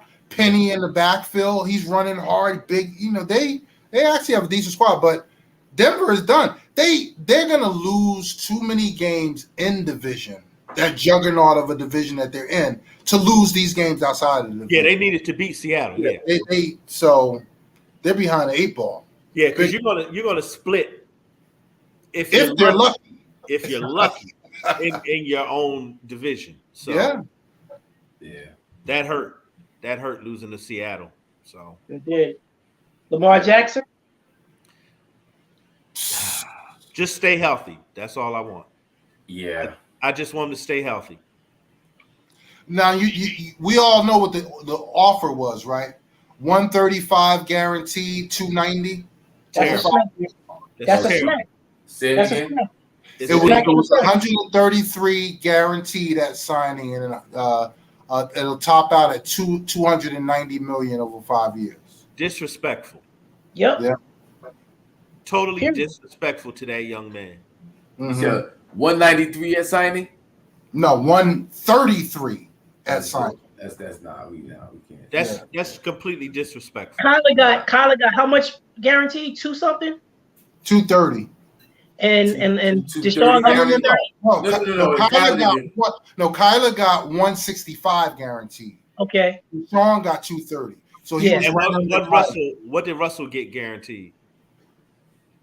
2 something, right? So No, guaranteed. No, it was like 110. He got 1 something. 120, something like that. Yeah, it's disrespectful. Nah, The only guy that should get fully guaranteed is Lamar. He's won the MVP. I mean, if Deshaun got it for doing absolutely nothing, what has he done? He got it for being. He got it for dealing with a desperate club and getting the frip. Yeah, Lamar deserves fully guaranteed. Yeah, nigga. Hold on. Mr. Happy Ending. Hold on, nigga. Think about that. Hold on. Think about that shit, yo. This nigga, 66. On record. He's 66 on record. 250 million guaranteed. Yep. Come on, man. Come on, Lord. 200, what, 230 or 250? 230.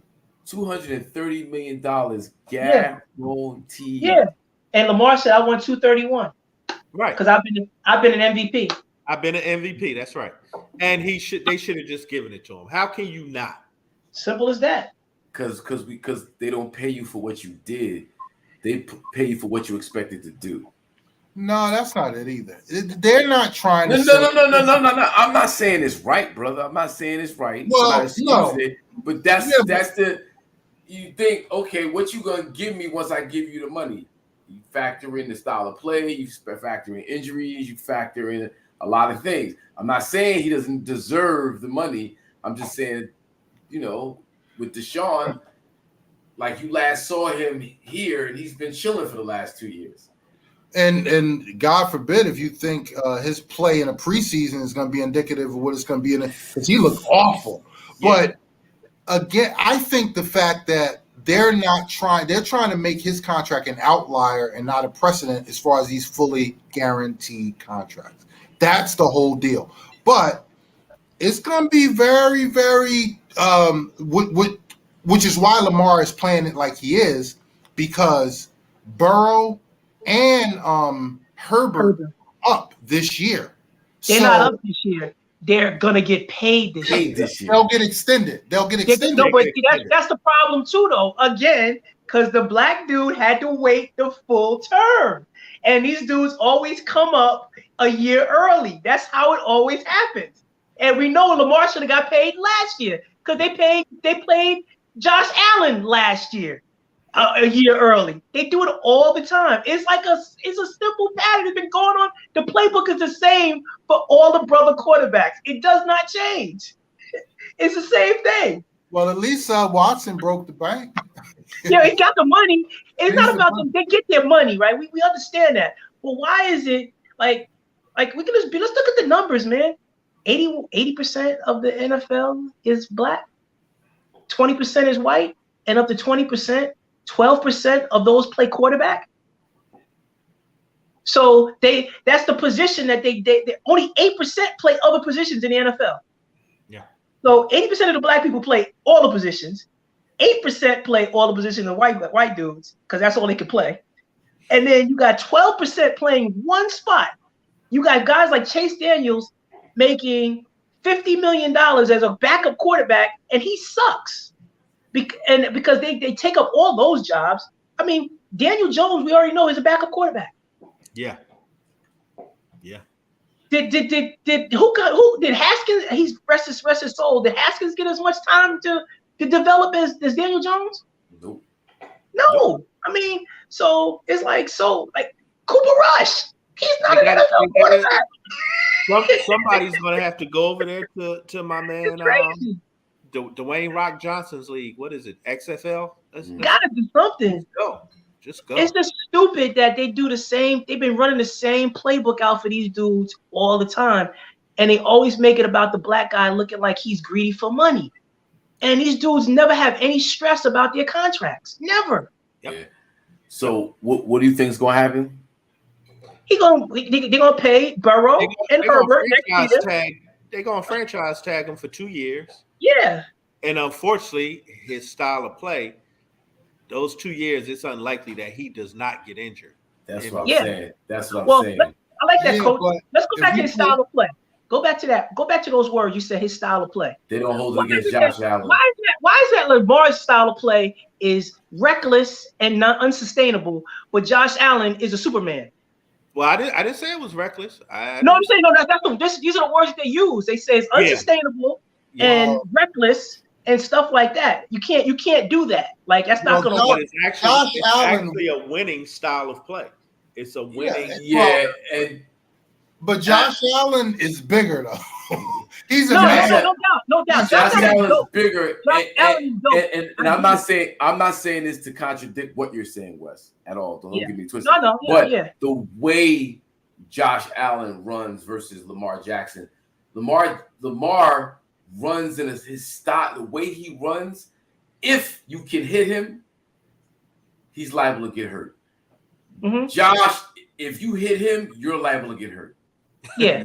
Because he's bringing that heat, and he's Josh is running like a linebacker hits. You know what I'm saying? That's how. But it's not. But think about this. I don't forget. I watched Dante Culpepper, 6'6" beast, come knock people over, and they told him to stay in the pocket, and he did.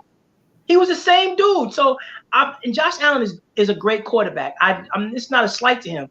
But we've seen this before. He's not Superman.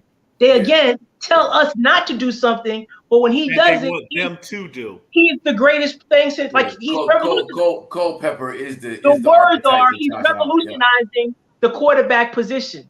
That's what I've heard. He's revolutionizing it.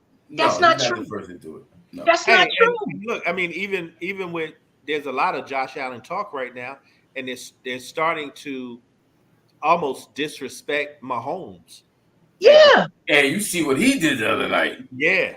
Woo! He's on a scorching earth tour this year, yo. What? Yeah. Come on. He destroyed Arizona. Yeah. If week 1 is any indication, Patrick Mahomes is the best quarterback in football right now. Oh yeah. We know this already. We already know this already. Right. Yeah. Right. We knew this. That boy is bad with 5 touchdowns. 0 interceptions, 0 sacks. One game doesn't make you the best quarterback, but 1 year doesn't make you the best either, right? No. And the dude in Cincinnati threw 4 picks the other day. Yeah, he did. Like, let's slow down. Like, he's good. Don't get me wrong. He's good too. But it's 1 year, and all of a sudden he was like the 4th best quarterback in football. Like, No, you're right. 1,000%. Yeah, and we have to look at those catches. I mean, Chase is a monster, yo. Mm-hmm. Chase don't drop nothing; he catches everything. So we really have to look when we're looking at Burrow. Who's the most valuable in that little battery? You know what I'm saying? Because because Chase been doing it for him at LSU too. Forever, yeah. You know what I'm saying? But think about this too, Cliff, and guys, like, look at then you got Herbert, Josh Allen. Let's go back to Josh Allen in Wyoming, a running quarterback. That's what he was. He comes to Buffalo. They put him on the field. They take the training wheels off, and they let him learn, and he figures it out. He develops into what he's got right now. And in the meantime, they put receivers around him. They put a line around him. They give him decent running game. That's what they did. So then you look at a guy like Josh Fields. Fields from Justin Fields. And you look at a guy like Trey Lance, right? So you got those two guys who now note. Lance went to the same school that Carson Wentz went to, and they threw the ball all over the field, right? So think about this. They put the training wheels on, right? And they don't let these guys perform. They're high performers in college. They get drafted high, and they can't throw in the pros. They put the training wheels on in the pros. Well, the boy from San Francisco, Trey Lance, he didn't play that many games in college, and it shows. Like, he only played one full year. Yeah. He really looks like he's not ready for prime time right now. Like I think they're gonna protect him enough to mitigate his mistakes. Now, but sometimes you have to make mistakes. You have to make mistakes like these guys did. They made mistakes. You have can to learn from them. If you're going to be the great quarterback, well, you try to limit people and take away what gave them the edge to get where they got. Yeah. Everybody, the blueprint is not the same when it comes to athletes. That's my point. Athletes are where they are for a reason. You can't cookie cutter every single player because you think that this is the process. Sometimes guys, they learn better when they out there just taking a hit. I definitely agree with you on Justin Fields. Right. Just let him play. Yes, I do too, as far as Justin Fields, and because of the Bears organization and the level of talent, what we expect from the Bears, he has a team that can grow around. San Francisco with the right quarterback can go to the Super Bowl right now. It's a different, Yeah, and that's what San Francisco does. Even with Jimmy G, they control their quarterback. They're not going to let him go crazy. And the system is perfect for that. And I think Trey is going to be able to grow in that system and learn from it. But Justin Fields, man, let him go and let him play because I think he's immensely talented. That's all I'm saying. Like, you don't go to Ohio State. You don't go to Ohio State like that for those years and be that guy. Yeah. And then you come to the pros, and now you all of a sudden you got to throw the ball 11 times because they don't want you to throw the ball. Yeah, but at the same time, when that offensive line is not up to par, when they don't have the pieces around you to protect you and to help and give you time, it's like you throw them to the wolves. How much are you going to learn because the players around them can't really help them execute to know this is how it works. You're right, but the problem is with that, and I agree with you 100%. The problem is that with that formula, he gets judged differently, as if he did have all that when he did it. So everything you said is accurate, but when the report card comes, he couldn't fit the bill, but he really wasn't out there playing. Right. Well, that's what I'm saying. Like, maybe, sitting him down and not throwing him out there until you can get the pieces around him to help protect him, show up that line, give him a running game, give him some quality receivers to throw to. You throw him out to the wolves, he's going to be judged unfairly. He's going to take all the blame. Mm-hmm. So, you know what, let's protect him, not to coddle him, but to just say, let us do our job to put him in the best position to grow. I think, but Justin Fields, like I said, it's a young team, so they can all grow together. It's kind of it's understood where they are. San Francisco, bro, if you don't execute, it's his fault. Yeah, it's Trey Lance's fault. It's Trey Lance's fault, and then because you're right, he's gonna get thrown under the bus. It's like there is a learning curve he has to catch up on. They all have a learning curve, no matter what it is, right? All of them, every single one of them. But then you get like look at Geno Smith. He's in a new situation, not in that Jet mess, and he's a better player because of the situation. It's been like 10 years for that dude. No, but he was in that. He was backup because of the Jet situation, right? That puts you behind the 8 ball because that was a mess over there. Not that I'm not saying Geno Smith is a great quarterback. Don't get me wrong. In another 3 years behind Russ. He was behind Russ. He was sitting there learning behind Russ, and that's my opinion. But he was in San Francisco. I mean, Seattle. He was Jets. Then he went to Philly. He was in Philly for a while. He was starting in Philly actually, and what was Philly doing? What their situation was? Yeah, he was in some bad situations. It was in some bad situations, no doubt. Jalen Hurts is telling you the same thing right now. And look at even Tua. Like they crap on Tua. Well, they went to a Super Bowl since Geno Smith was there. So I'm not saying I forget when he was there. He was with the Giants for a while. But they went in 17. Yeah, I think he was there before. I think he was there before then. He's been in the league that long, huh? Yeah, he's been in the league a long time. So I'm just saying, his learning curve. Yeah, like he's been around. He's soaked it in, and everybody's path is different, no doubt. But I agree. When you're trying to win right now, which they all are. Not all of them. Not all of them. Yeah, I agree with Coach right there. Not all of them. Yeah, that's true. Some of them aren't. They're not even trying to win. Yeah, it's like I just like and it doesn't come across as attacking these quarterbacks. They all are built a certain way, all of them, right? And that's what makes them successful. So let's try to allow people to organically grow versus taking away some of their talents. Don't do this, don't do that, but then someone else does it and it's like the best thing. That playbook is just getting so old, and we watching it. We keep watching the same thing. It's the NFL was they were in a precarious position because you had Mahomes, you had Deshaun, and you had Lamar. Were probably the top 3 quarterbacks in the league one of those seasons. I feel before the year Lamar won the MVP. Yeah, they were the top 3 quarterbacks in the league, and then you had Dak, Russell, Wilson. Yeah, you had Dak. So 5 of your top 10 probably were brothers. Yeah, and they had to reshuffle the deck. They had to reshuffle the deck. The NFL was shitting bricks. Yeah, they were. It can't be like this. Aaron Rodgers wasn't doing anything. Ben wasn't doing anything. And they're both on their way out. They're both now you got Brady, Rodgers, and Brady, Rodgers. Roethlisberger's going, and they're about to go. They were we cannot have this. We can't have this. Yep. We've got to get Brady together. Continue to play. The best thing that happened for the NFL was actually when Brady went to Tampa Bay and won again, because they're like, we still got the white quarterback. We still got Brady. Good job. At 45 years old. Man. At 45 years old. So it is the same playbook that the NFL runs.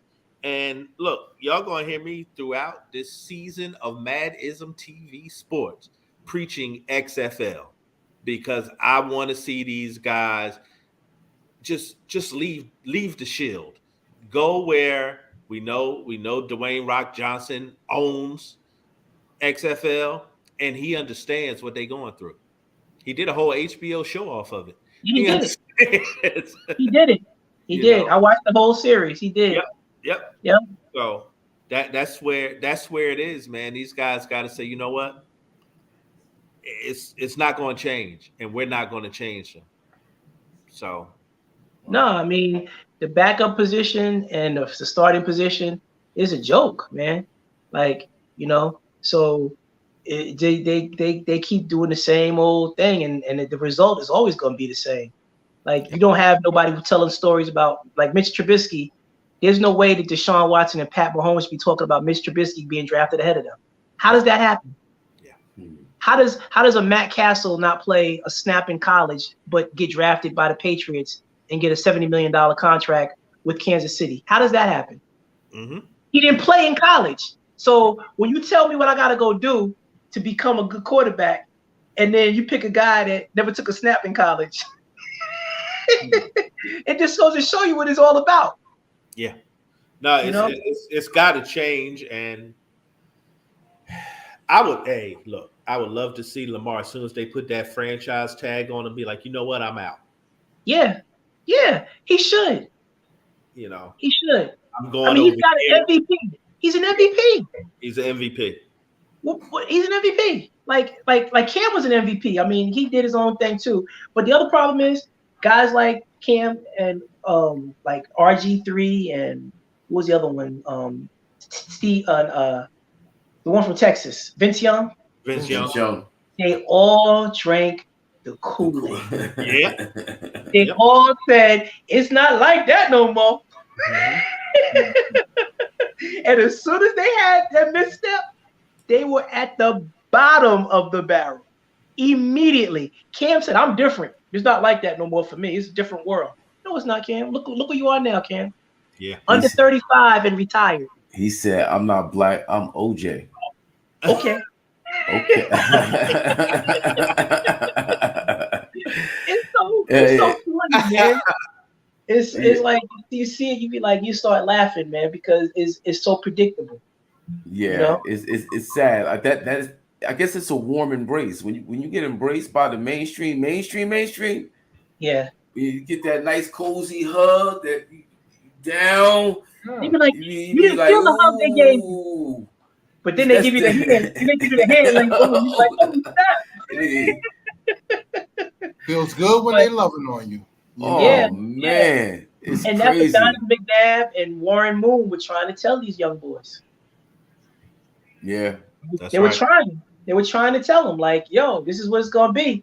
Warren Moon threw for 70,000. They didn't want to listen to him. Yeah. One of the best to ever do it, actually. and would have threw for more. And would have threw for more if he didn't have to play in Canada. In Canada. Yeah. But he was Yeah. lighting it up there. Yeah, he How was. many Grey Cups did he win? How many He yards? won like three He or got, four Grey Cups. and he got like what 40,000 yards or something up there, something crazy. Yeah. Warren Moon was That a beast. long ass field. Mm-hmm. If Warren They told him Moon at was Washington not, they didn't want him to play quarterback at Washington. Yep. See? Yep. Yep. So, That's crazy. yep. So, all right. So, how we looking for the season? Who do we expect to be doing something this year, y'all? I gotta go Buffalo and the AFC. Who's the team in the AFC? I think is Kansas City. Okay. I think whoever comes out of I mean, that Kansas, those two are the two Kansas teams in the City's AFC. division. Yeah. Because you got Kansas City, you got the The Chargers, Chargers. you got the Raiders. I mean, whoever comes out of that division, I think Denver hurt themselves by losing They did. last night. But whoever comes out of that division is going to be battle tested. We know that, Mm-hmm. you know. And I just don't think Buffalo can do it all. I just don't. I just think it's a losing town. That's Yeah, but I think they're ready to dispel that and really, because they're good and they're deep, and their fan base is real. You know what I'm saying? So they're gonna really have that, and you know that weather in Buffalo. So they legitimately have a home field advantage, and they got a good squad. So, and their division AFC East. That's what I think is going to hurt them, because they're not going to be tested by the time the playoffs come. Like, they're playing nobody in that AFC East. We see the Patriots have just fallen off. Yeah. The Jets couldn't win the SEC right now. So Miami will be decent, but yeah, you're right. The AFC East is They don't have nobody. They don't got to play nobody in that division. They're going 6-0 automatically. yeah. Yeah, but they use that to stack the record and get that number 1 seed. Yeah, it's gonna be tough to go to Buffalo. Kansas City don't want to go to Buffalo in January. Well, no, see, I don't think Kansas City minds it, because Kansas City gets cold. Now, I don't think the Chargers or the Raiders, Yeah, they don't want to go. Kansas City, I think, would be okay. I got you. Well, FYI, I'm not changing the subject. Judge has hit number 56. Okay, Oh, wow.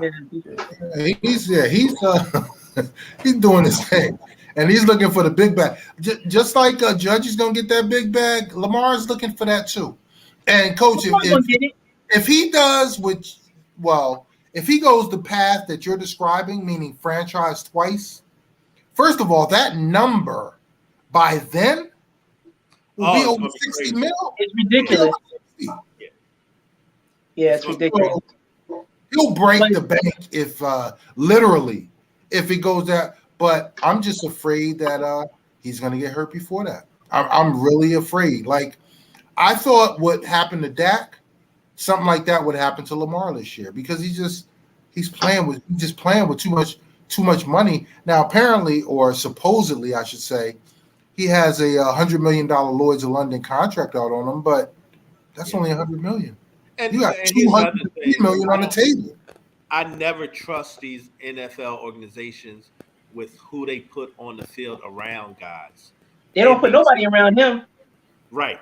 So they, and they may not be protecting him the way they need to with his offensive line now that they know that they're on the hook for all this money. You just don't know the internal games that's going on. Yeah. And that's what I don't trust about these teams and owners in this situation, particularly with him, and just the way he plays the game. But Baltimore should call Dallas and take Zeke while Zeke still has some tread on those wheels. Give us Hundley. They should let go of Zeke. Go get to go with Hundley.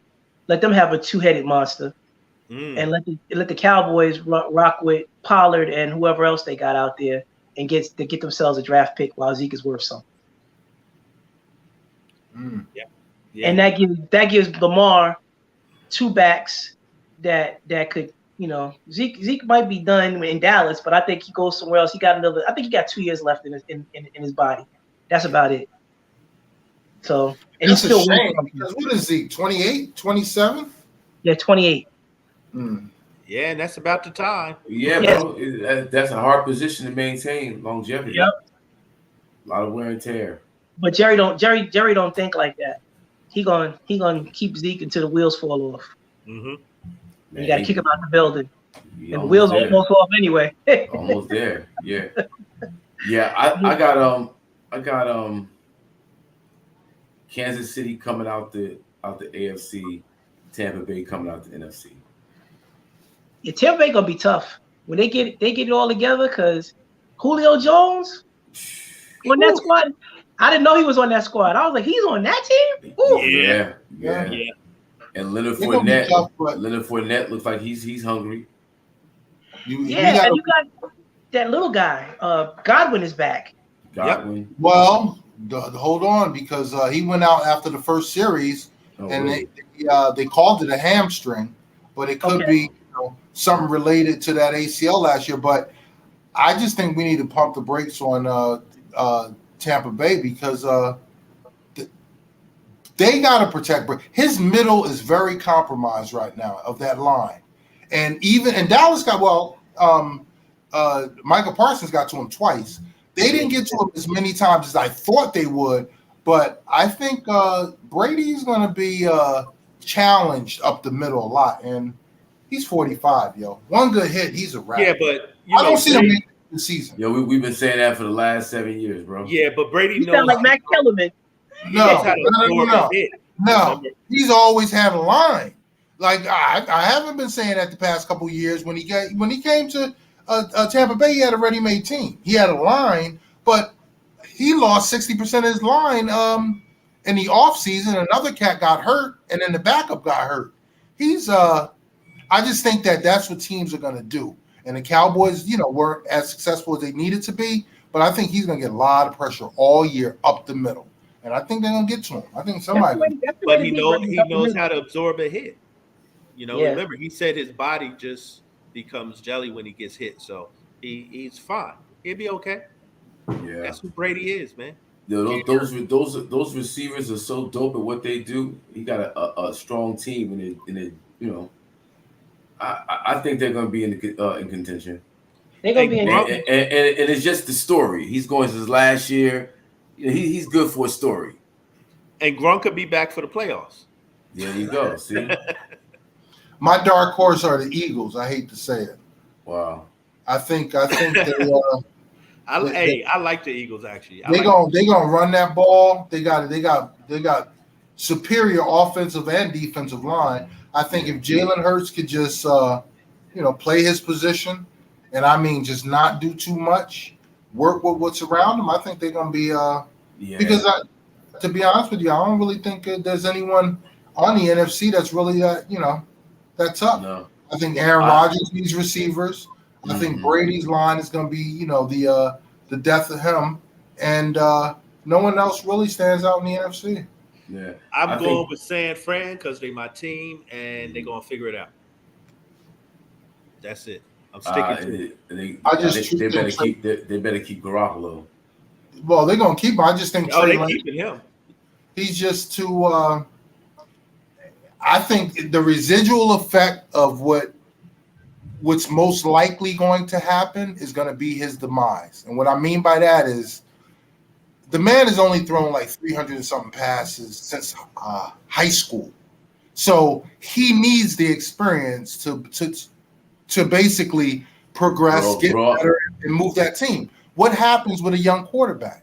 The growing pains, the mistakes. Who's right behind him?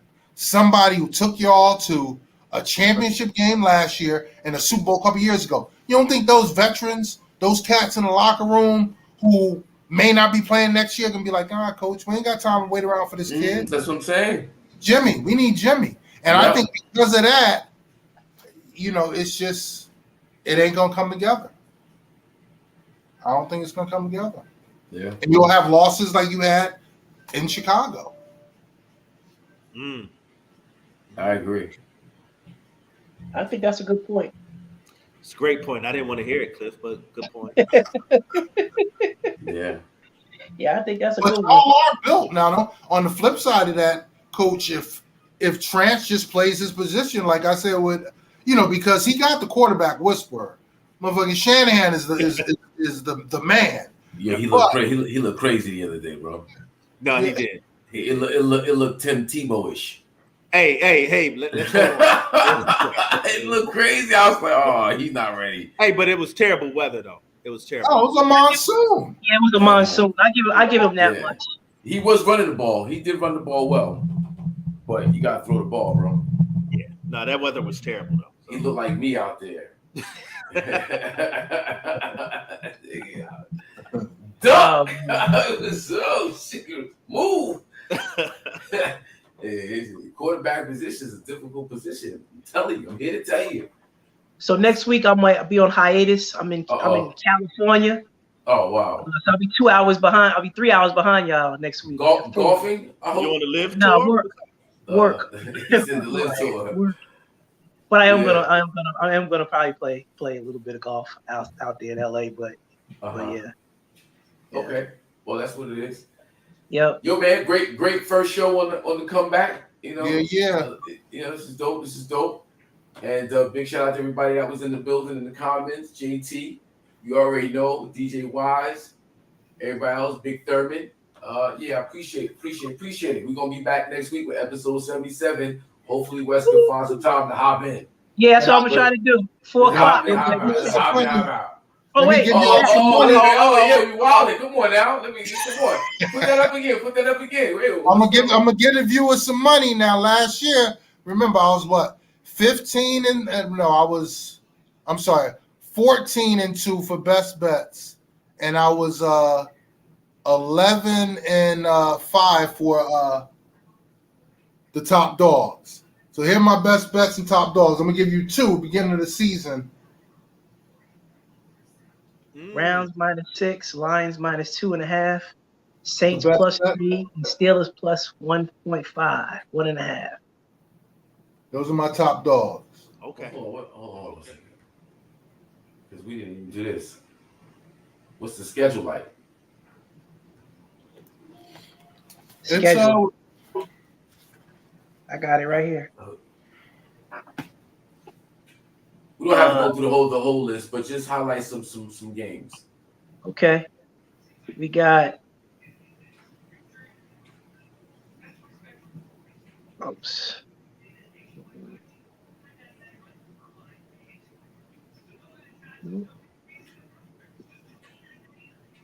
It didn't come up the way I thought it did. It would. The schedule week. No, it doesn't have weeks on here. One more While spot. he's looking at that, did anybody see the former football players boxing match? Oh my God, yeah, I sure did. That right hand, Le'Veon Bell. Le'Veon Bell. AP was Adrian Peterson. Woo! Yeah, It was just standing there. It was it was just right there. It was just hanging. And, yeah. Okay. I and got Adrian Peterson chin said, "Hit me." So he hit him. He knocked him out. Le'Veon Bell knocked him out. He knocked him out. Knocked him out. I don't know. Somebody can knock the fuck out. Let me see. The good games this week will be Seattle and San Fran.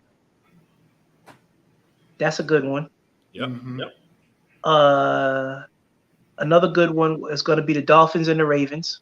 All right, so hold on. I got Seattle, and that's Seattle San Fran game. I got San Fran, but they'll cover that 10. I think that line is 10. The Yeah, line is 10. Yep. Yeah. Cliff won his job. I think Seattle will cover it, but I think I got San Fran San Fran will win it. on that one too. And then the other game I said was the Dolphins and the Ravens. That's the Ravens minus 3.5. I got the Ravens. I'll take the Ravens. I don't know. The Buccaneers and the Saints. They have the Bucks minus 2.5. I got the Saints in that game. I got the Saints. That's one of my top dogs upsets. Yeah. And then you got the Chargers and the Chiefs. The Chargers are underdogs. Chiefs minus 4.5. That's a good one. That's the Thursday night game actually. Mm-hmm. Oh wow. And the Bengals and Cowboys on the night game on CBS. Lord. Bengals minus 8.5. Wait, that's a night game? That Bengals game? Cowboys? 3:30. It's the late game. The late game. Yeah, Oh, the last. Yeah. And then you got Patriots and the Steelers. Steelers. I got the Steelers on that one. That's I got the Steelers. And the Monday night game next week is the Eagles and the Vikings. Vikings at the Eagles. I got the Eagles. Eagles. Vikings may let's see if they're really for real. They beat Green Bay this week. They actually blew them. So yeah, I think the Vikings are going to be a better team this year. Yeah, I think so too. And I'm rooting for them because we need, Cowboys may be 0-2, so we need the Eagles to fall back a little. Yeah, we do. Yeah. The Sunday night game is the Bears at the Packers. Packers, yeah, they'll get back. They. So would you guys like to do you take the Monday night game, the Sunday night game, the Thursday night game? The Thursday night game, and then one 12 o'clock and one 3 o'clock, and just keep our record for the year? Okay. All right. All right. All right, so that's that way is we only got to just you got 5 games to pick. Highlights. Yeah, so Cliff, Monday night Eagles Vikings. I'm going Vikings. Coach, I got Eagles. Hawk, I'm gonna take the Eagles. I got the Eagles. So Oh, there you go.